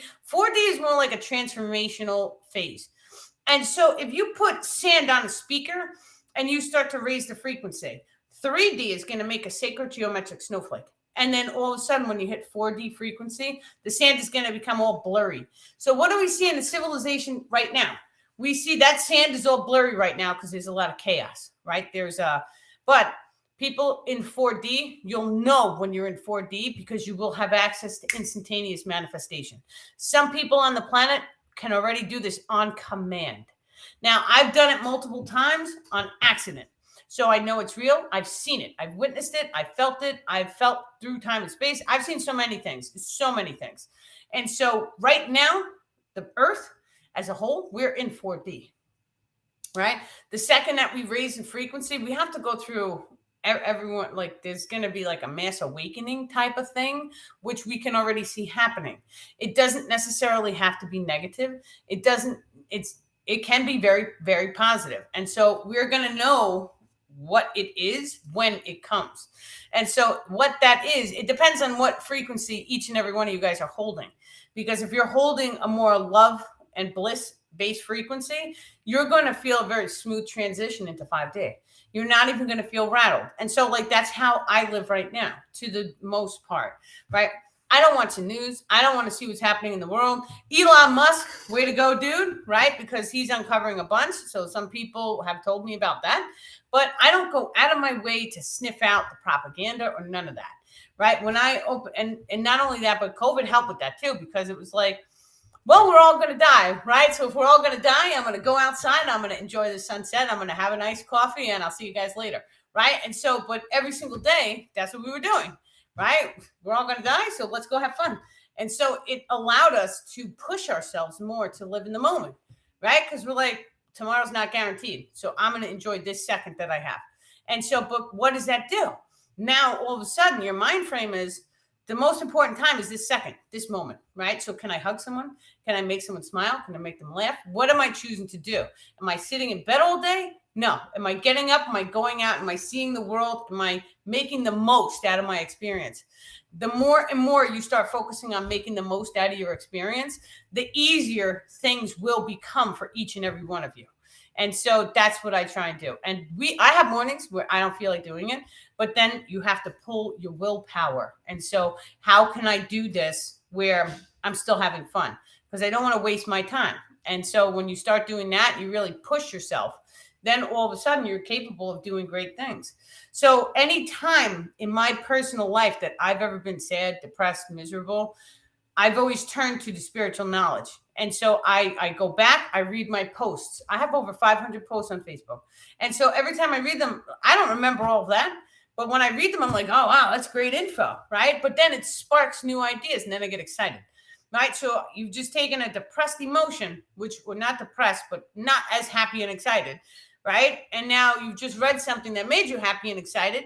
And now you have all these new ideas that come flowing to you. And you're like, oh my God, today's the best day ever because now I know this, right? And so that's one way of just 2 little baby steps that you guys can take to change yourself from a low frequency to a higher frequency. Very simple. And so some days, if you just feel like there's too much chaos, take a salt bath, right? So you're stopping everything. You're focusing on yourself. You're asking the questions. You're going inside. You're healing those broken aspects of yourself. Everyone's psyche is, it's kind of like a fractal. And so we each have traumas that get encoded. And so many times we don't realize that those traumas are there. And so it's good to always have that time, that space to go inside and really know who we are, right? When you know who you are and you love who you are, nobody can harm you. You basically become invincible because are you gonna believe someone who's calling you names or mistreating you? No. You're going to think to yourself, no, I love myself. I'm a rock star. And that's it. And like, you're not going to allow people to disrupt your emotions. And so each and every one of you guys will get to that point. You do have to walk through the fire a little bit to get to that point. People make fun of you, but that's it. You be your own rock and you be your own cheerleader because no one else is going to cheer you on but yourself, right? So you want to be your number one support. And so each morning I try and remind myself that I'm my own number one. And so even if it's only mental, it's a manifestation, you're psyching yourself up for today's the best day ever. And I can do anything I put my mind to. And so even if the whole day fails, even if it just totally fell apart and it was a mess, it's fine.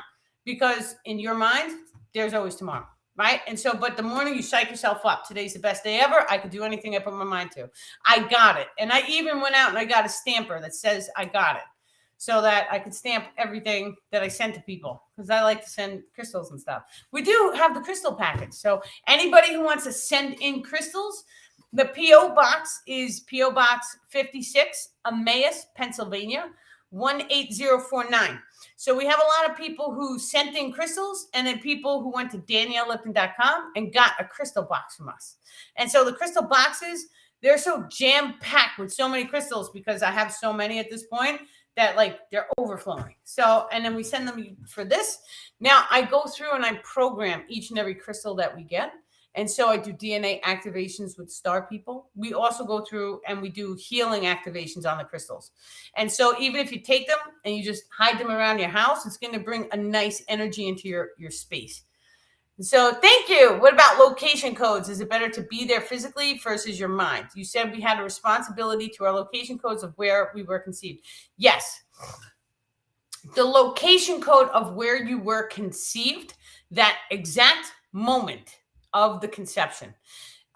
In the astral realm, it's like your yard. You're responsible for that astral piece of land. And so when we know this, now it doesn't matter if you take your physical body and you go halfway around the planet, or you can even go into the solar system and you can have the star people pick you up. Many people who have star families, they will get to meet their star family. You will get to go into outer space in this lifetime. It is definitely going to happen. So, but getting back to the question, you can astral project and you can go into the astral realm, and you have a responsibility to protect that little piece of space, that land. Now, because of the way Earth is, and many of us have been blinded to our natural abilities, most people aren't doing these things. And so it makes the astral realm more interesting, because now you're meeting all sorts of beings in there. So yeah, the location code. Now, I want you guys to imagine, I was born on Long Island. And so we went to the beaches. I spent my childhood at the beach. Now, right now, as an adult, I'm over in Pennsylvania. And so I'm up a mountain. Now, I can close my eyes and I can visually see the beach that I grew up on. I can smell it. I can see it. I can taste the salt in the air. I could feel the wind. I could see the water and the sunshine reflecting over the water. There's so many feelings and emotions that you can call up through your memory grid. And so you're able to do this. Now, this is the baby step. It's the imagination of the location that you've already been to. I could send that location love and energy, because it's sending light ions, which then in turn raises the frequency of that area. So I can do that. Or when we start to really play with time and space, because time and space is becoming a little more flexible. And so when you are able to manipulate or control time or space more than what you are now, you're actually able to visualize that location, sense it, feel it. And then all of a sudden you're able to, it's kind of like you're taking your light body or your astral body from your physical form, and you push that body to the new location, which is the beach. And then you snap back and you're calling the physical form to the astral body. But it happens in the blink of an eye. Now that's instantaneous teleportation. So each and every one of us have the ability to do that as well. It will be activated in time. So you just have to focus on it. So the more you perceive, the more you believe. Do you believe in your heart that it's capable? Now, who's ever had a dream and you've woken up and you were like, I swear to God, I was there. Right? And so who's to say that you weren't there? Who's to say that your consciousness, that your body wasn't there? And so I've had dreams where I controlled things. I controlled the weather. I made it snow in the dream. Then my cat bit my thumb off. So whatever entity was watching me do this in the dream, they didn't want me to do it. When I woke up in the real life, it was snowing outside, but it was early November. There was no way. It was not supposed to snow early November. And so at that moment, I realized that whatever had happened in the dream, that I was controlling the snow, making it snow, I was able to do it in the real life. Now, I went through a process of activation with the star people in 2019. And so in 2019, there was all four elements with me. It was raining. There was a puddle of water. I had flip-flops, so I put my foot in the puddle of water. So there was dirt. There was Mother Earth, right? And so I also had a lit ciggy, so that was the fire element. So earth, air, fire, water, all four elements were with me. they spoke to me as if they were in the room with me. And so they said, do you accept your mission of being a channel and helping to raise the frequency of the planet? And I said, yes. The second I did that, I spent about 45 minutes changing the weather instantly. And so I would call up a weather pattern, and then it would take a minute, maybe 2 minutes, and then that weather pattern would come. We did, what did we do? What I do. It was fog. It was rainy. It was dry. It stopped. The sun came out. So I saw the sunset. Then it was foggy. It was rainy. And I kept doing it for 45 minutes until everyone was like, all right, I've seen enough. And they got bored. So they walked away. And then eventually I got bored. So I walked away. But that was the day that I was activated. And so changing the weather patterns. Now, I know the star people were probably helping me to do that, of course, because it was amazing, right? It was absolutely wonderful. It was beautiful.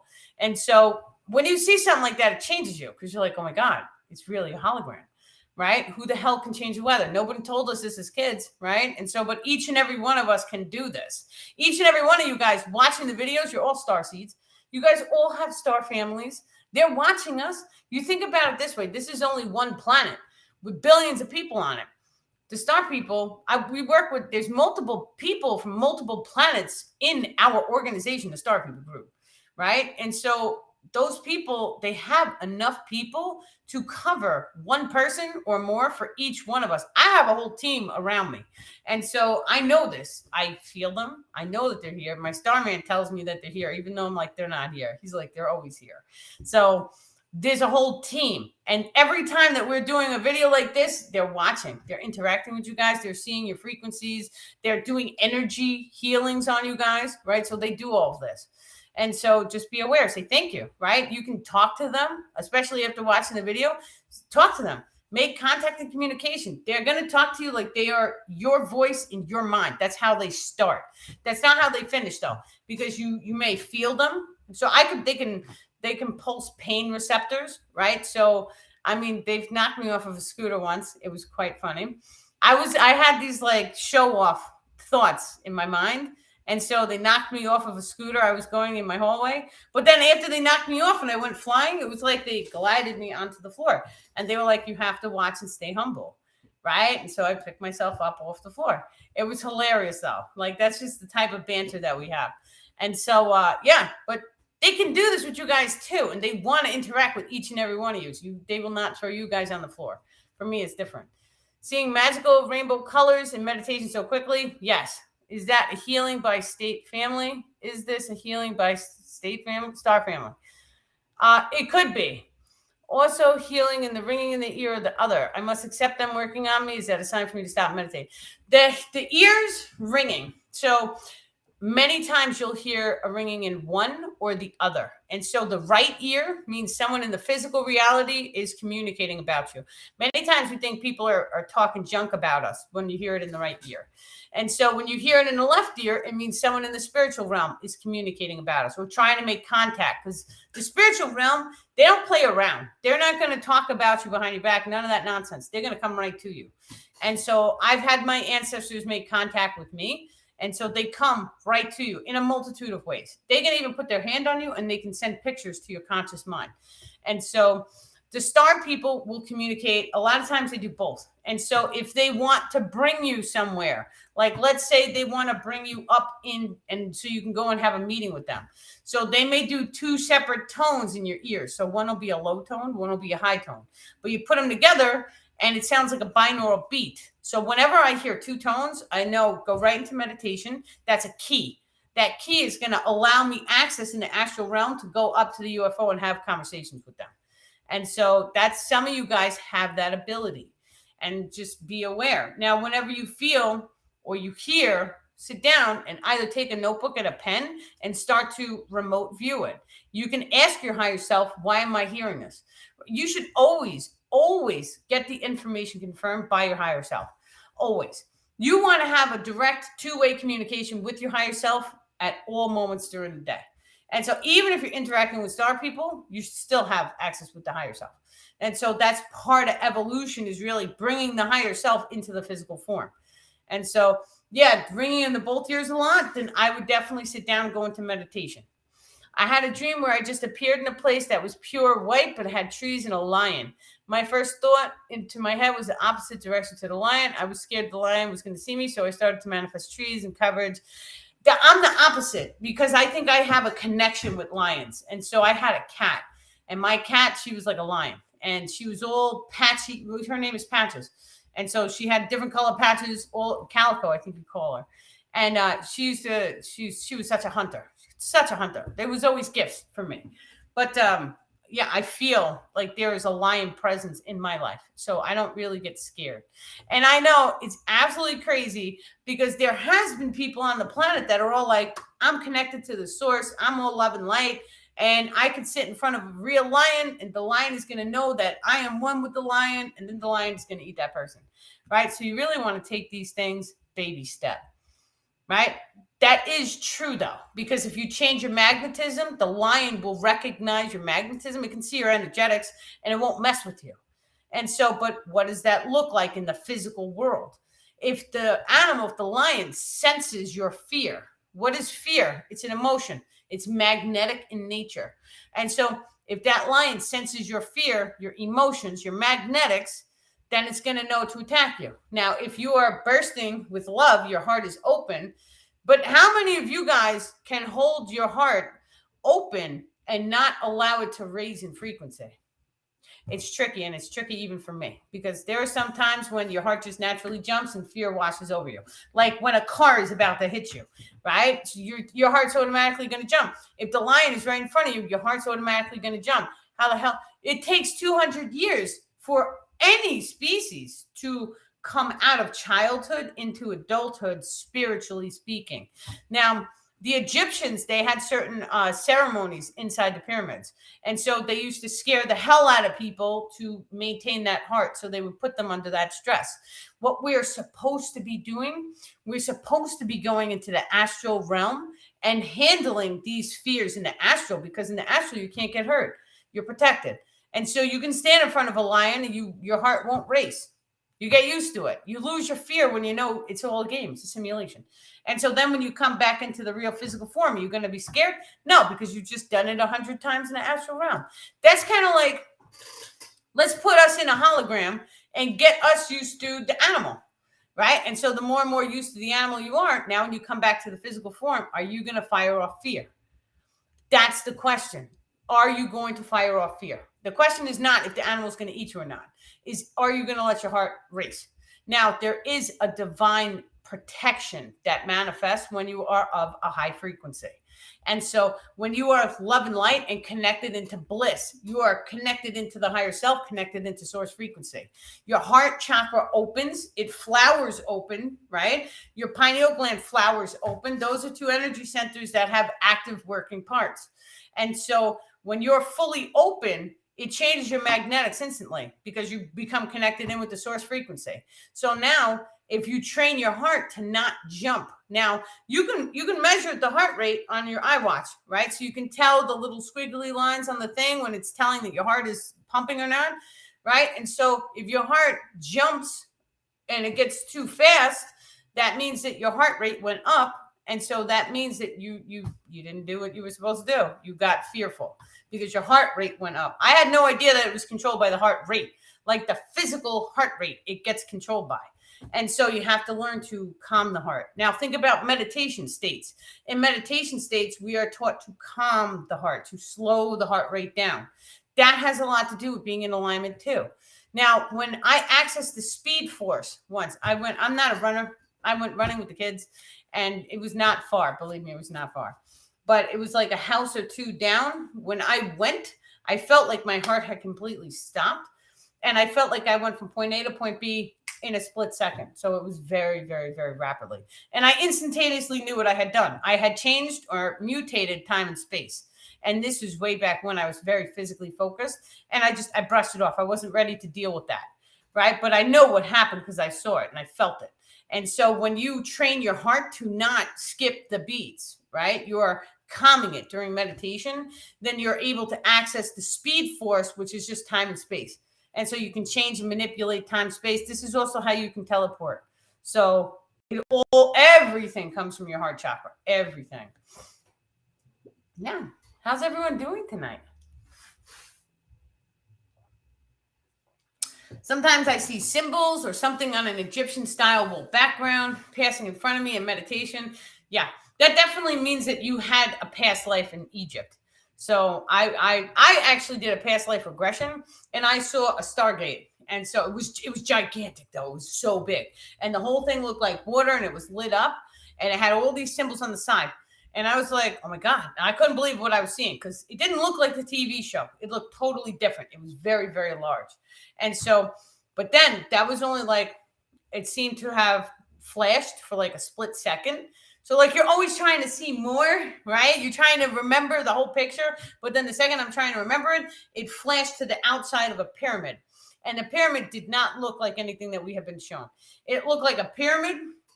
I guess it could have been black. I don't really know. It was dark. So the pyramid looked black, but it looked like it had green neon lights on the outside. But it wasn't like an obnoxious green. It was like a nice glow stick green. And so it's just totally wild. So, but to me, seeing that, we have to realize the way past lives and future lives work. Now, if anyone has seen the Star Wars movie, right? That girl got to a point in her evolution where she was learning the Force, and then all of a sudden she got to a point where she's looking in a mirror, and she's looking in a mirror, and there's like 100 of her, and she's snapping her finger, right? And so she sees all the ones behind her snap before she snaps, and then the ones in the future who are in the mirror, they're snapping after she snaps. That's exactly how the past life and future lives work. And so it's only a reflection of what's happening with you right now. And so when you make a change naturally happens then and then. That it is what it is. You could be a different person in a past life. You could be in a different body vessel in a past life or future life. But the primary experience, the emotion codes that you are holding right now, it's going to change ever so slightly in the past life before it changes in your life, and then it'll change in the future life. But it's like a split second. It happens almost immediately. And that's because your magnetism is shifting. We're multidimensional. So what that means that you can pull yourself out of this body because you're consciousness. You are not the physical form. You could pull yourself out back. You can bounce your consciousness into a past life. You can bounce it into a future life. You can bounce it into another body vessel. And so your higher self fractals into many, many different body vessels all at once. We literally are all connected, and we are all one.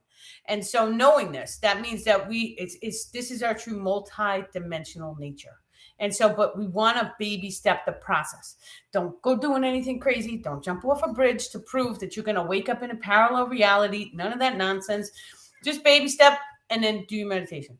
Because your meditation is how you start to access this information. You know, I've had times when I was all like, I'm never going to listen to any of my videos, right? Because I didn't want to see. But then I'm like, I'll listen to them then. And then I'm like, it feels like I'm talking to myself, right? And so this is all part of the experience, because you start to see each person is a reflection of something that you needed to experience in order for you to evolve. And so even looking back at my past writings and I've downloaded so much information from the Star People, but on some level, I know the Star People and me, our consciousness is one, right? Quantum jumping, that's exactly what this is. I should try and read the Instagram, but it's very tiny. So let me see. I just had a dream of a tiger walking towards me. As I stood behind a gate, I felt safe. But as the gate disappeared, I began to worry about my dog's whereabouts, and all of a sudden my dog was near. Yeah.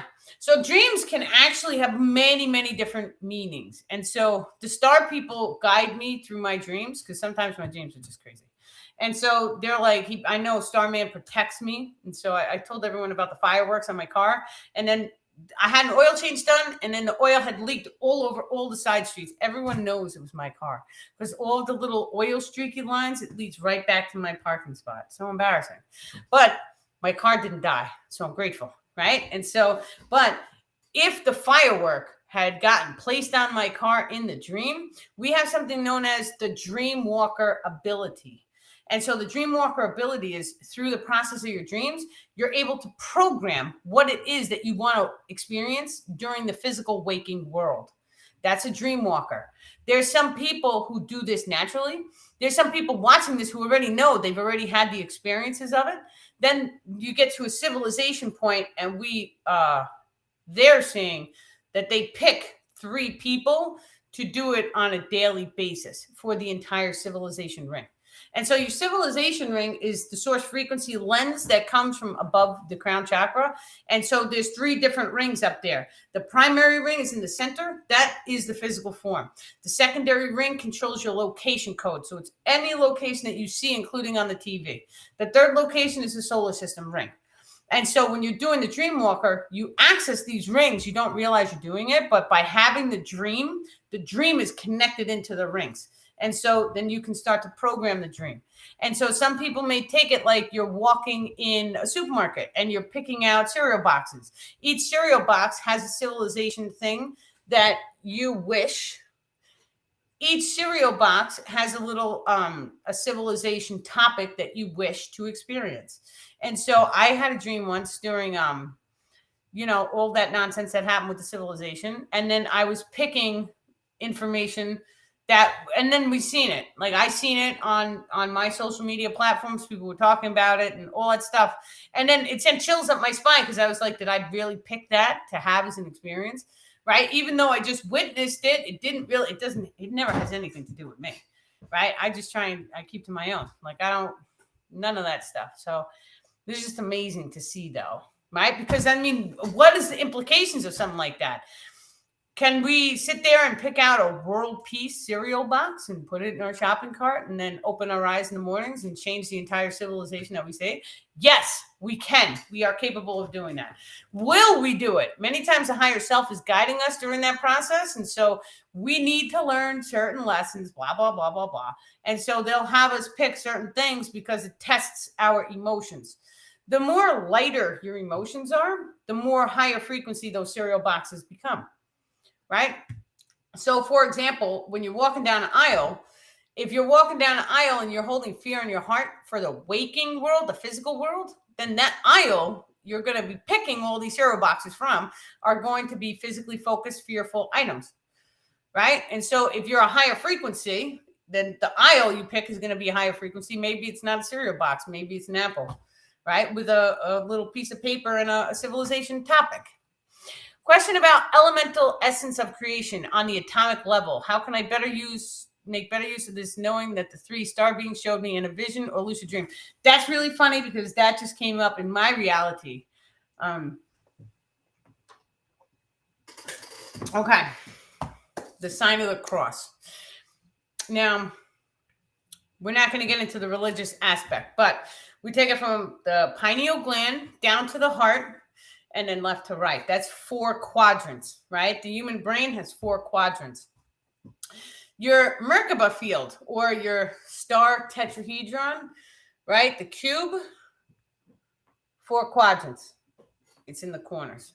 And so when we know that there is a 4, we have 4 seasons, right? Now, when you do this, a square, it's 4.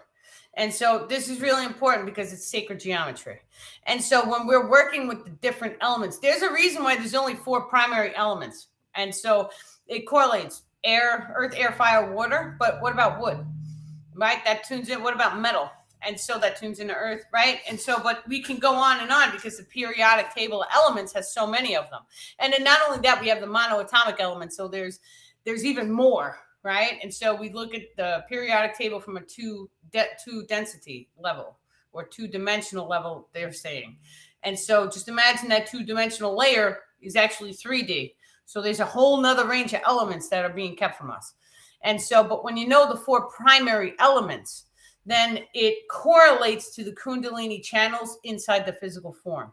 And so earth is to the left, air is to the front, fire is to the right, water is to the back. This is what the star people have told me.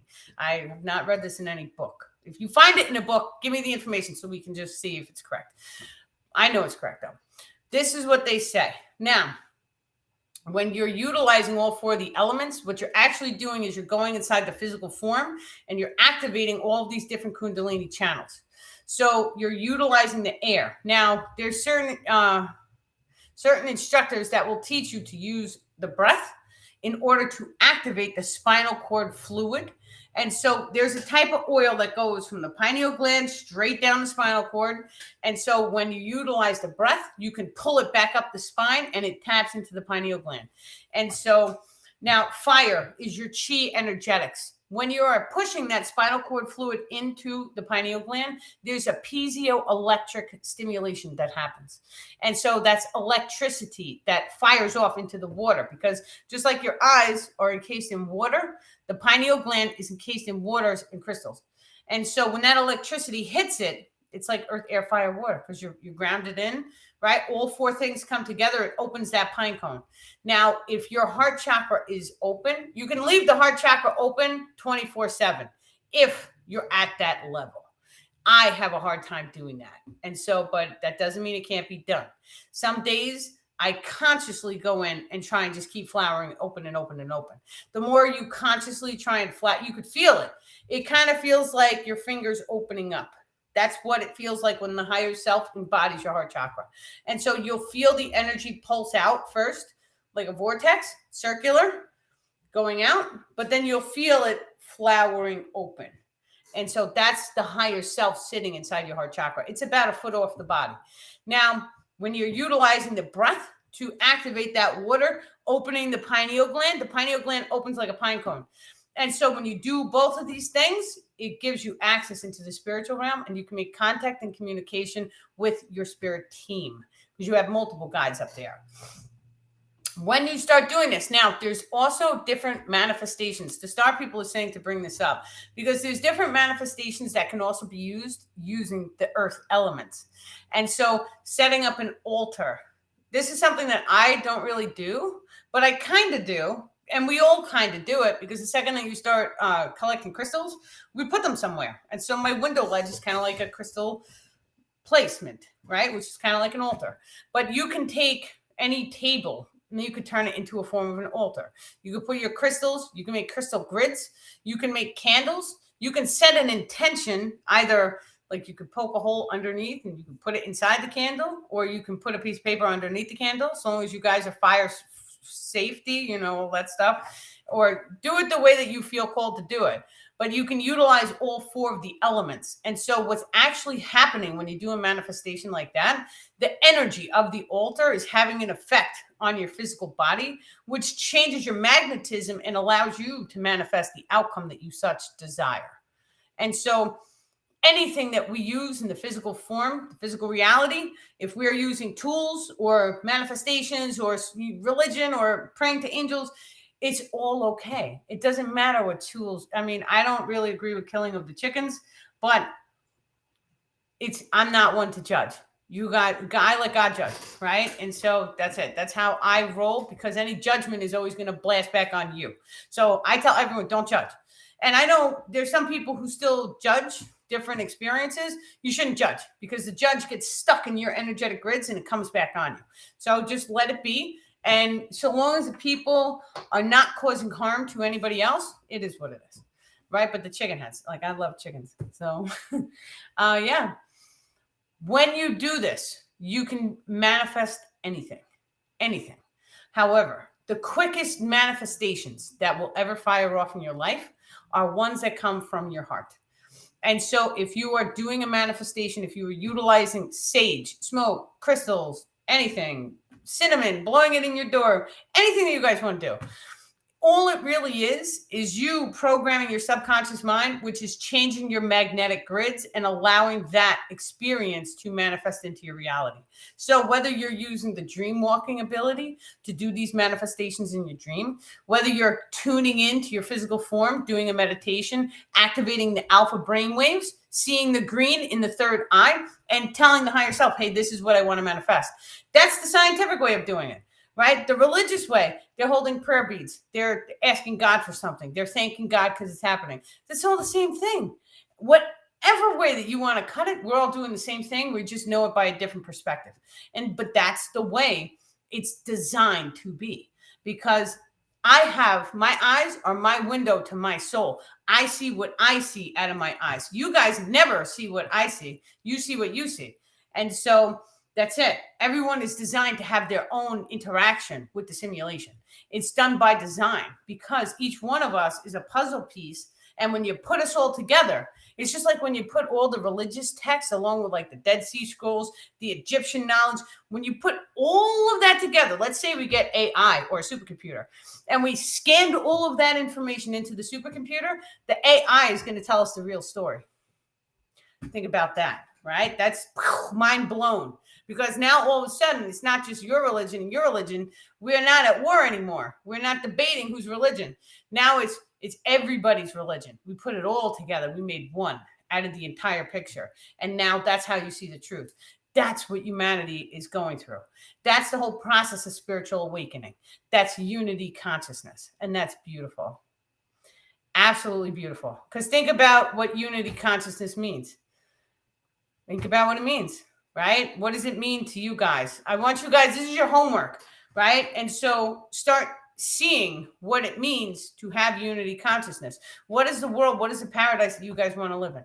What does it feel like? What does it look like? Write it out. Send it to me. Send it on Messenger. Send it on daniellipton.com. Send me what your world looks like, and I will read some of them so that everyone can see the hopes, dreams, and desires of humanity and where we have the ability to fully manifest peace. What did you see now? Your boyfriend saw a little blue light come in and spin around him as a kid. Do star people know what that was? It made him feel like he was being watched. Well, little blue lights, they could take their spaceships. And if you've ever seen the movie Ant-Man, so that guy took a human body and he shrank it down itty bitty. And so they can do that with their spaceships. And that has something to do with atoms and molecules, the space in between atoms and molecules. If you removed all the space in this hologram, you could fit the entire solar system, everything in the universe, into one sugar cube. Right? And so when you say a little blue light, that could have been a fairy. Now, I've had fairies come in on my, I get so excited saying this because I'm like, oh my God, I seen it. I watched the video and I saw whoop, whoop, and there was a fairy in front of me the one time. So it could have been a fairy. It could have been an orb. Orbs come in different colors. Sometimes they're different extraterrestrials. Sometimes they're energetic beings, the star people are saying. And so think about a high frequency being, and that being wants to drop down into a physical reality to make himself known, kind of like the fairy, right? And so they have to take on a physical form. And so a blue form, it's circular in nature, so we can understand it. So it allows it to be in the physical reality. And so, and then they choose a color. So whatever color is, like, we can kind of perceive it as the emotional expression, but it has a lot more to do with the frequency the star people are saying. So it could have potentially been the star family, or it could have been not an angel guy, but a higher frequency family. It's not a single being. They're saying like a whole group. So like the soul tribe coming down to say hello. So being in a hologram simulation, is that what we are doing? Learning how to transmutate the negative energy and fear, like a training. Are we in school under a dome getting ready for the thing? We are in school. Is there a dome? Is it flat? Is it round? We're in a simulation. So depending on what you believe is depending on what is going to manifest into your independent life. I see it more like, we know we have star families. All of us do. We're star seeds. And so we know this. We may have felt it ever since we were a child. I know I have felt it. I always felt like I came from the stars, even as a little kid.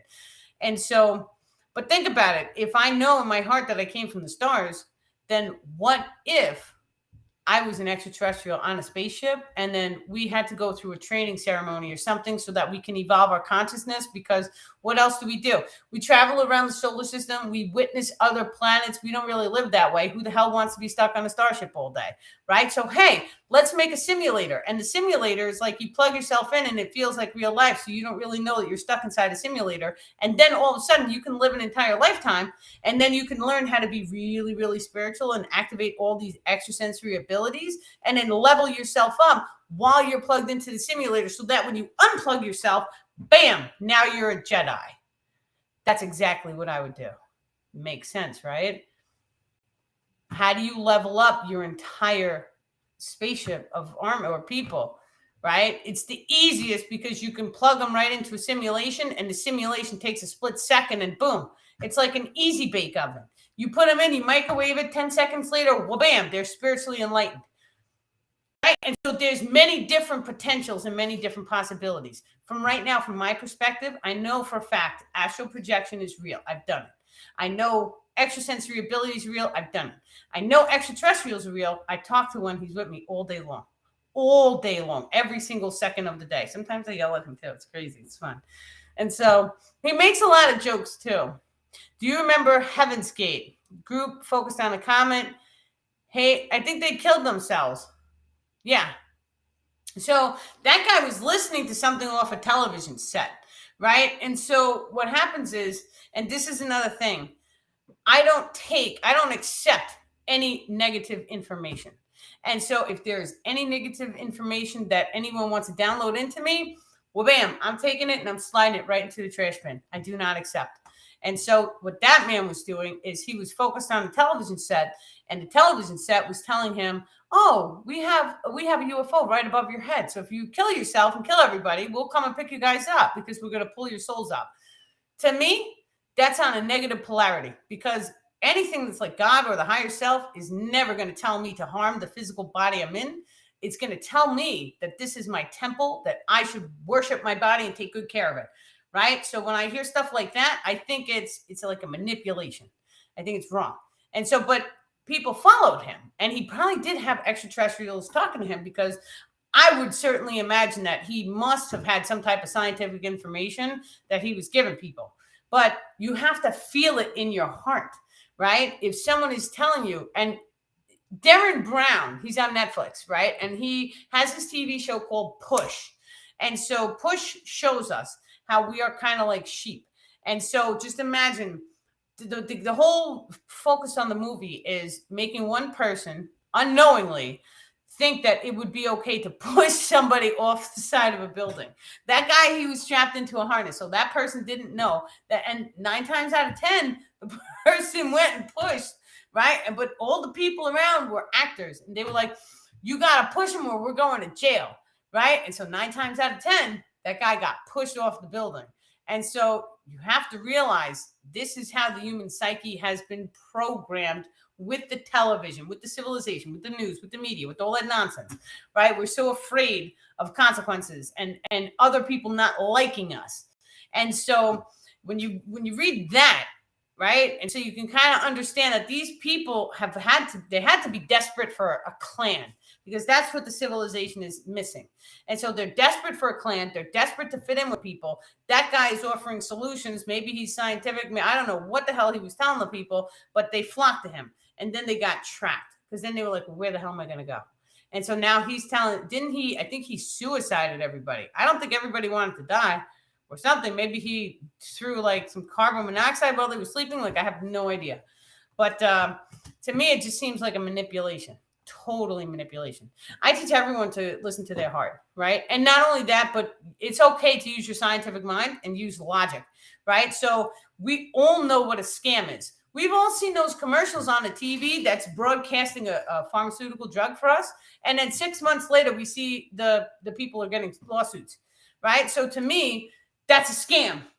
I'm from New York, right? So I can smell a scam. And so that's a scam. So if you see something like that, don't follow it. If you see someone talking spiritual and then they're going against whatever they're talking, so they're not walking their walk, don't follow it. That's probably a scam. Someone who wants to like crowd surf your money and like open a place, and that's a great concept. I would even want to do that.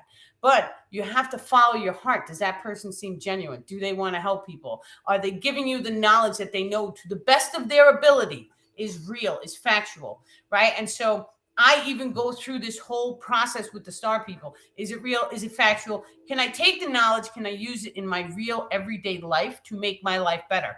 If I can't do that, then the knowledge is no good to me. I'll write it down, but it's no good to me until I can take it and I can put it into motion and I can make something wonderful of myself with the knowledge. And so, yeah, it's just, that's how I go.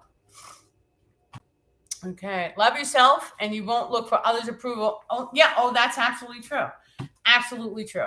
Like I said in the beginning, you have to be your own cheerleader. You cannot worry about other people. Right. And so, but not only that, miracles will just shower upon you the second that you become of service to the collective.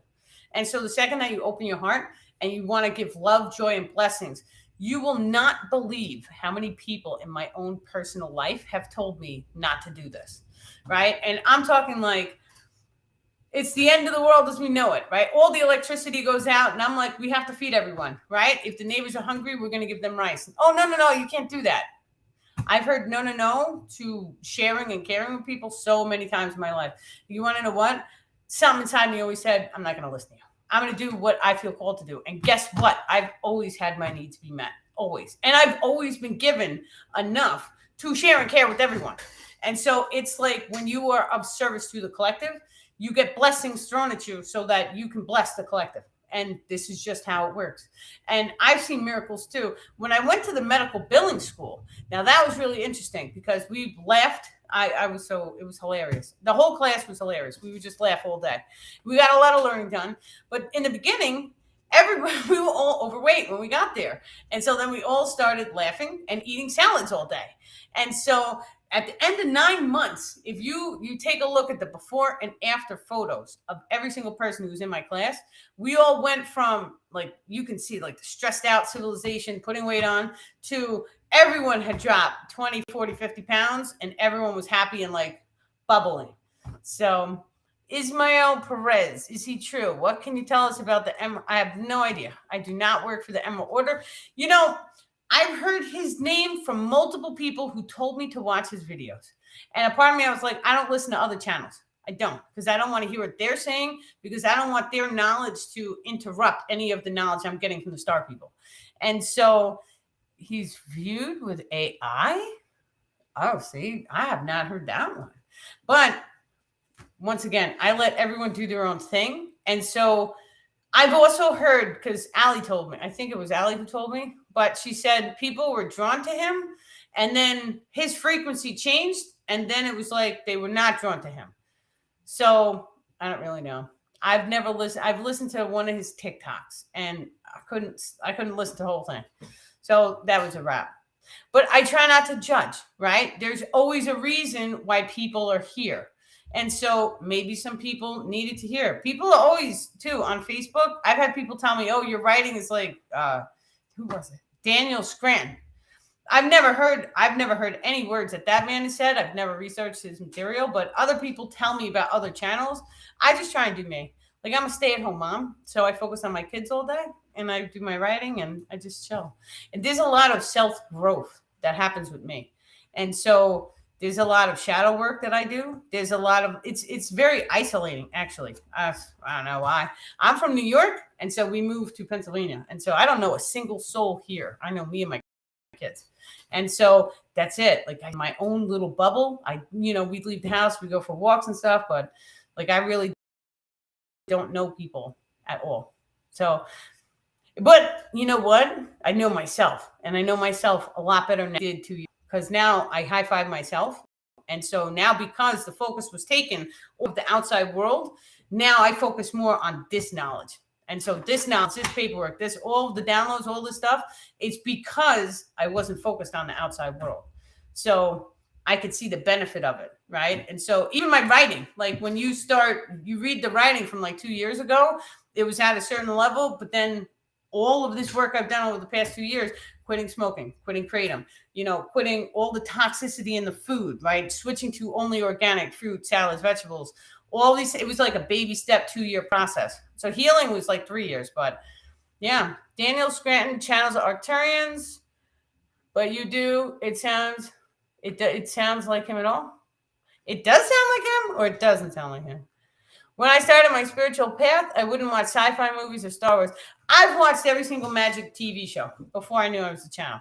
And I've watched it like multiple times. And so there's mirror neurons inside of your brain. Each and every one of us has this. And the mirror neurons is what allows me to, like, let's say I go over to London, right? And so they speak in a different language and a different tone. And so I'll pick on to their accent because of the mirror neurons. This is how the human brain is wired. This is how the children learn the language. When I watch Chef Ramsay, and that man, he screams and curses. And so I binge watched every single show. And the second I was done binge watching the show, I was cooking and I started cursing. And that's because the mirror neurons become activated, and whatever you are seeing, you reflect back. This is why you have to be very careful of whatever content you guys are engaging with. This is why we don't engage with other channels, because their content will mirror back, because you're absorbing their frequency through interacting with their material. And so it's all the mirror neurons that does this. Now, this is part of the copycat extrasensory ability, because we are going to get to a point. We're already at that point. We know we believe it to be true. Now we're just waiting for the full-blown activation. Activation normally takes place with a very over emotional. You're firing off a very high emotion, and so the high emotion. I tripped once, and so while I was tripping, I accidentally grabbed some guy who was sitting in a chair. I was going down. It was hilarious. I even started laughing at myself. But as I grabbed him, as I touched him, right, he got an electrical zap. I had no idea, but that was the chi energetic. And so some people have the chi energetic gift or ability. Now, I've made lightning 3 times. I've seen this. I've seen it happen twice in front of me. It hit my car, actually, and it popped out all the electronics in the car while I was in a heated argument. And so I've seen this. This was years ago. Now, that man, he got an electrical zap. He said it was like sticking a thing in a socket, right? And so that tells me. But now we know that there are some yogis who can take their finger and they can zap you, and they can actually stop your heart with electricity, right? That's the chi energy. And so, but how many times have I seen magic movies where they're like, boop, and they are shooting lightning bolts? I've seen it over and over on multiple movies. We all have seen magical movies. And so your mirror neurons doesn't know the truth, the world, or the TV. And so think about it this way. Your body, you're sitting down, you're watching a war movie. Everyone's getting shot. There's gruesome stuff, right? And so your body is firing off all of these emotions, like all of that trauma, tragedy is happening right in front of you.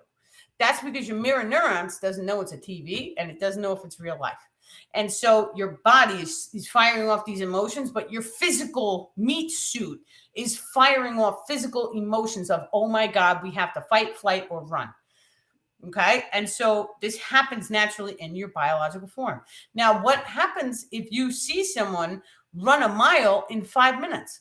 You have just unlocked, there's a little part of your subconscious mind that's like, oh, humanity has reached that level of consciousness. They're able to manifest a person running a mile in 5 minutes.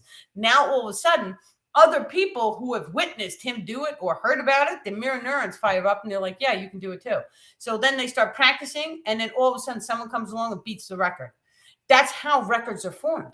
But it's just like in a matrix. You have to see it, you have to believe it, and then it will manifest the more focus you put on it. Yes. I used to be so attracted to supernatural shows and movies like Charm, not so much now because I feel more sensitive to the dark stuff. Yes. And so I feel it too. I could not watch the movie Saw, even if I tried to. Right. And so there are just some movies that just absolutely I can't do. I don't want to sit there. Not only that, but when you start raising your frequency, you get super energized. You don't want to sit down for 2 hours. That's like way too much time to be sitting on your butt. Now when you could be running around getting a bunch of stuff done, or having fun, or laughing, or being outside, right? Like there's so, and like not even the snow. It's so funny. Like changing the weather and doing all this stuff, like everybody else got a blizzard, right? And so I sat here and I was like, thank you for no snow. But I didn't do it like that. I did it more like, thank you for this beautiful, sunshiny, warm day. I love and bless you, right? And I heart grounded. I came into myself. I fired off love-based emotions. And then I started doing sessions and like focusing on high frequency stuff. And so everybody else got a blizzard, right? We got like a very light dusting. My kids were so disappointed. I was so happy that I didn't have to shovel. But it was literally every single other town. It was like everything got shut down. They had a blizzard. It was mob. They had to shovel all the stuff. I got a light dusting. And so, yeah, it's super funny. But we can do this. You guys can do it too. You just have to drop into your heart and activate your childlike mind and just glow, right? You have to glow. It's kind of like, what was that? It's glowworm, right? You press them and he lights up. That's what you have to do. Be happy and excited and joyful and just thankful for nice, polite weather, right? Thank you, sunshine. How does it feel like? And so when you do that, then all of a sudden it manifests. Yeah. Okay. So you just watched a new Avatar movie. I took my kids to see that movie. Now, I had an episode. I went under surgery once. They knocked me out, and I was flying over a river, and I saw glow in the dark plants. That was before the original Avatar movie came out. And so when I think of the Avatar movie, I think of the glow in the dark plants, and I want to see. I want to see what that world looks like. I want to, even if it's cartoon, I want to see it, right? And so I took my kids to that movie, and both of the kids, it was like we got an hour through. I got to see all the glow in the dark plants, and now all of a sudden the stuff under the water was glow in the dark. And then both of my kids were like, this movie sucks. So they're 11 and 9. So I was like, we have to go. And so we got up, we left. And we got comp tickets so I could take them back to another movie. But it's just, if it's too dense, and I swear to God, I really thought the Star people did it, because it was like, I'm assuming it was right before like the war scene. And so we didn't see any of the negative, right? We saw all the happy-go-lucky stuff, and then that's it. We were on to the next thing. And so, yeah, that was where I came from. And so I believe that the Arcturian planet that I'm from has glow-in-the-dark plants. I know it in my heart and soul. And so that's where I came from. And I love it. And I want to go back, because I've always been not addicted, but I love glow sticks. I love them. And I used to hang them from like the ceiling in my old place. And so I would snap 100 of them, and I would just sit there and look at them.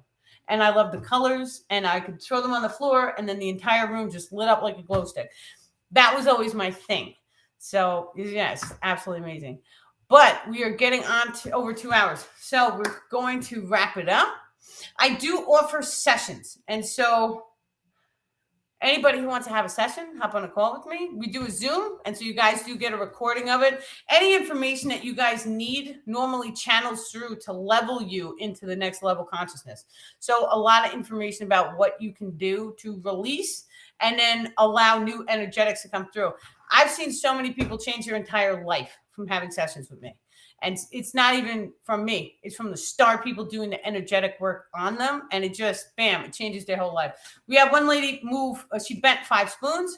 We've had aliens, not use the word aliens. We've had extraterrestrials or star family show up in people's room after the session. And so they may have gone to bed that night. And then they had the star people around doing energy healings and clearings on them.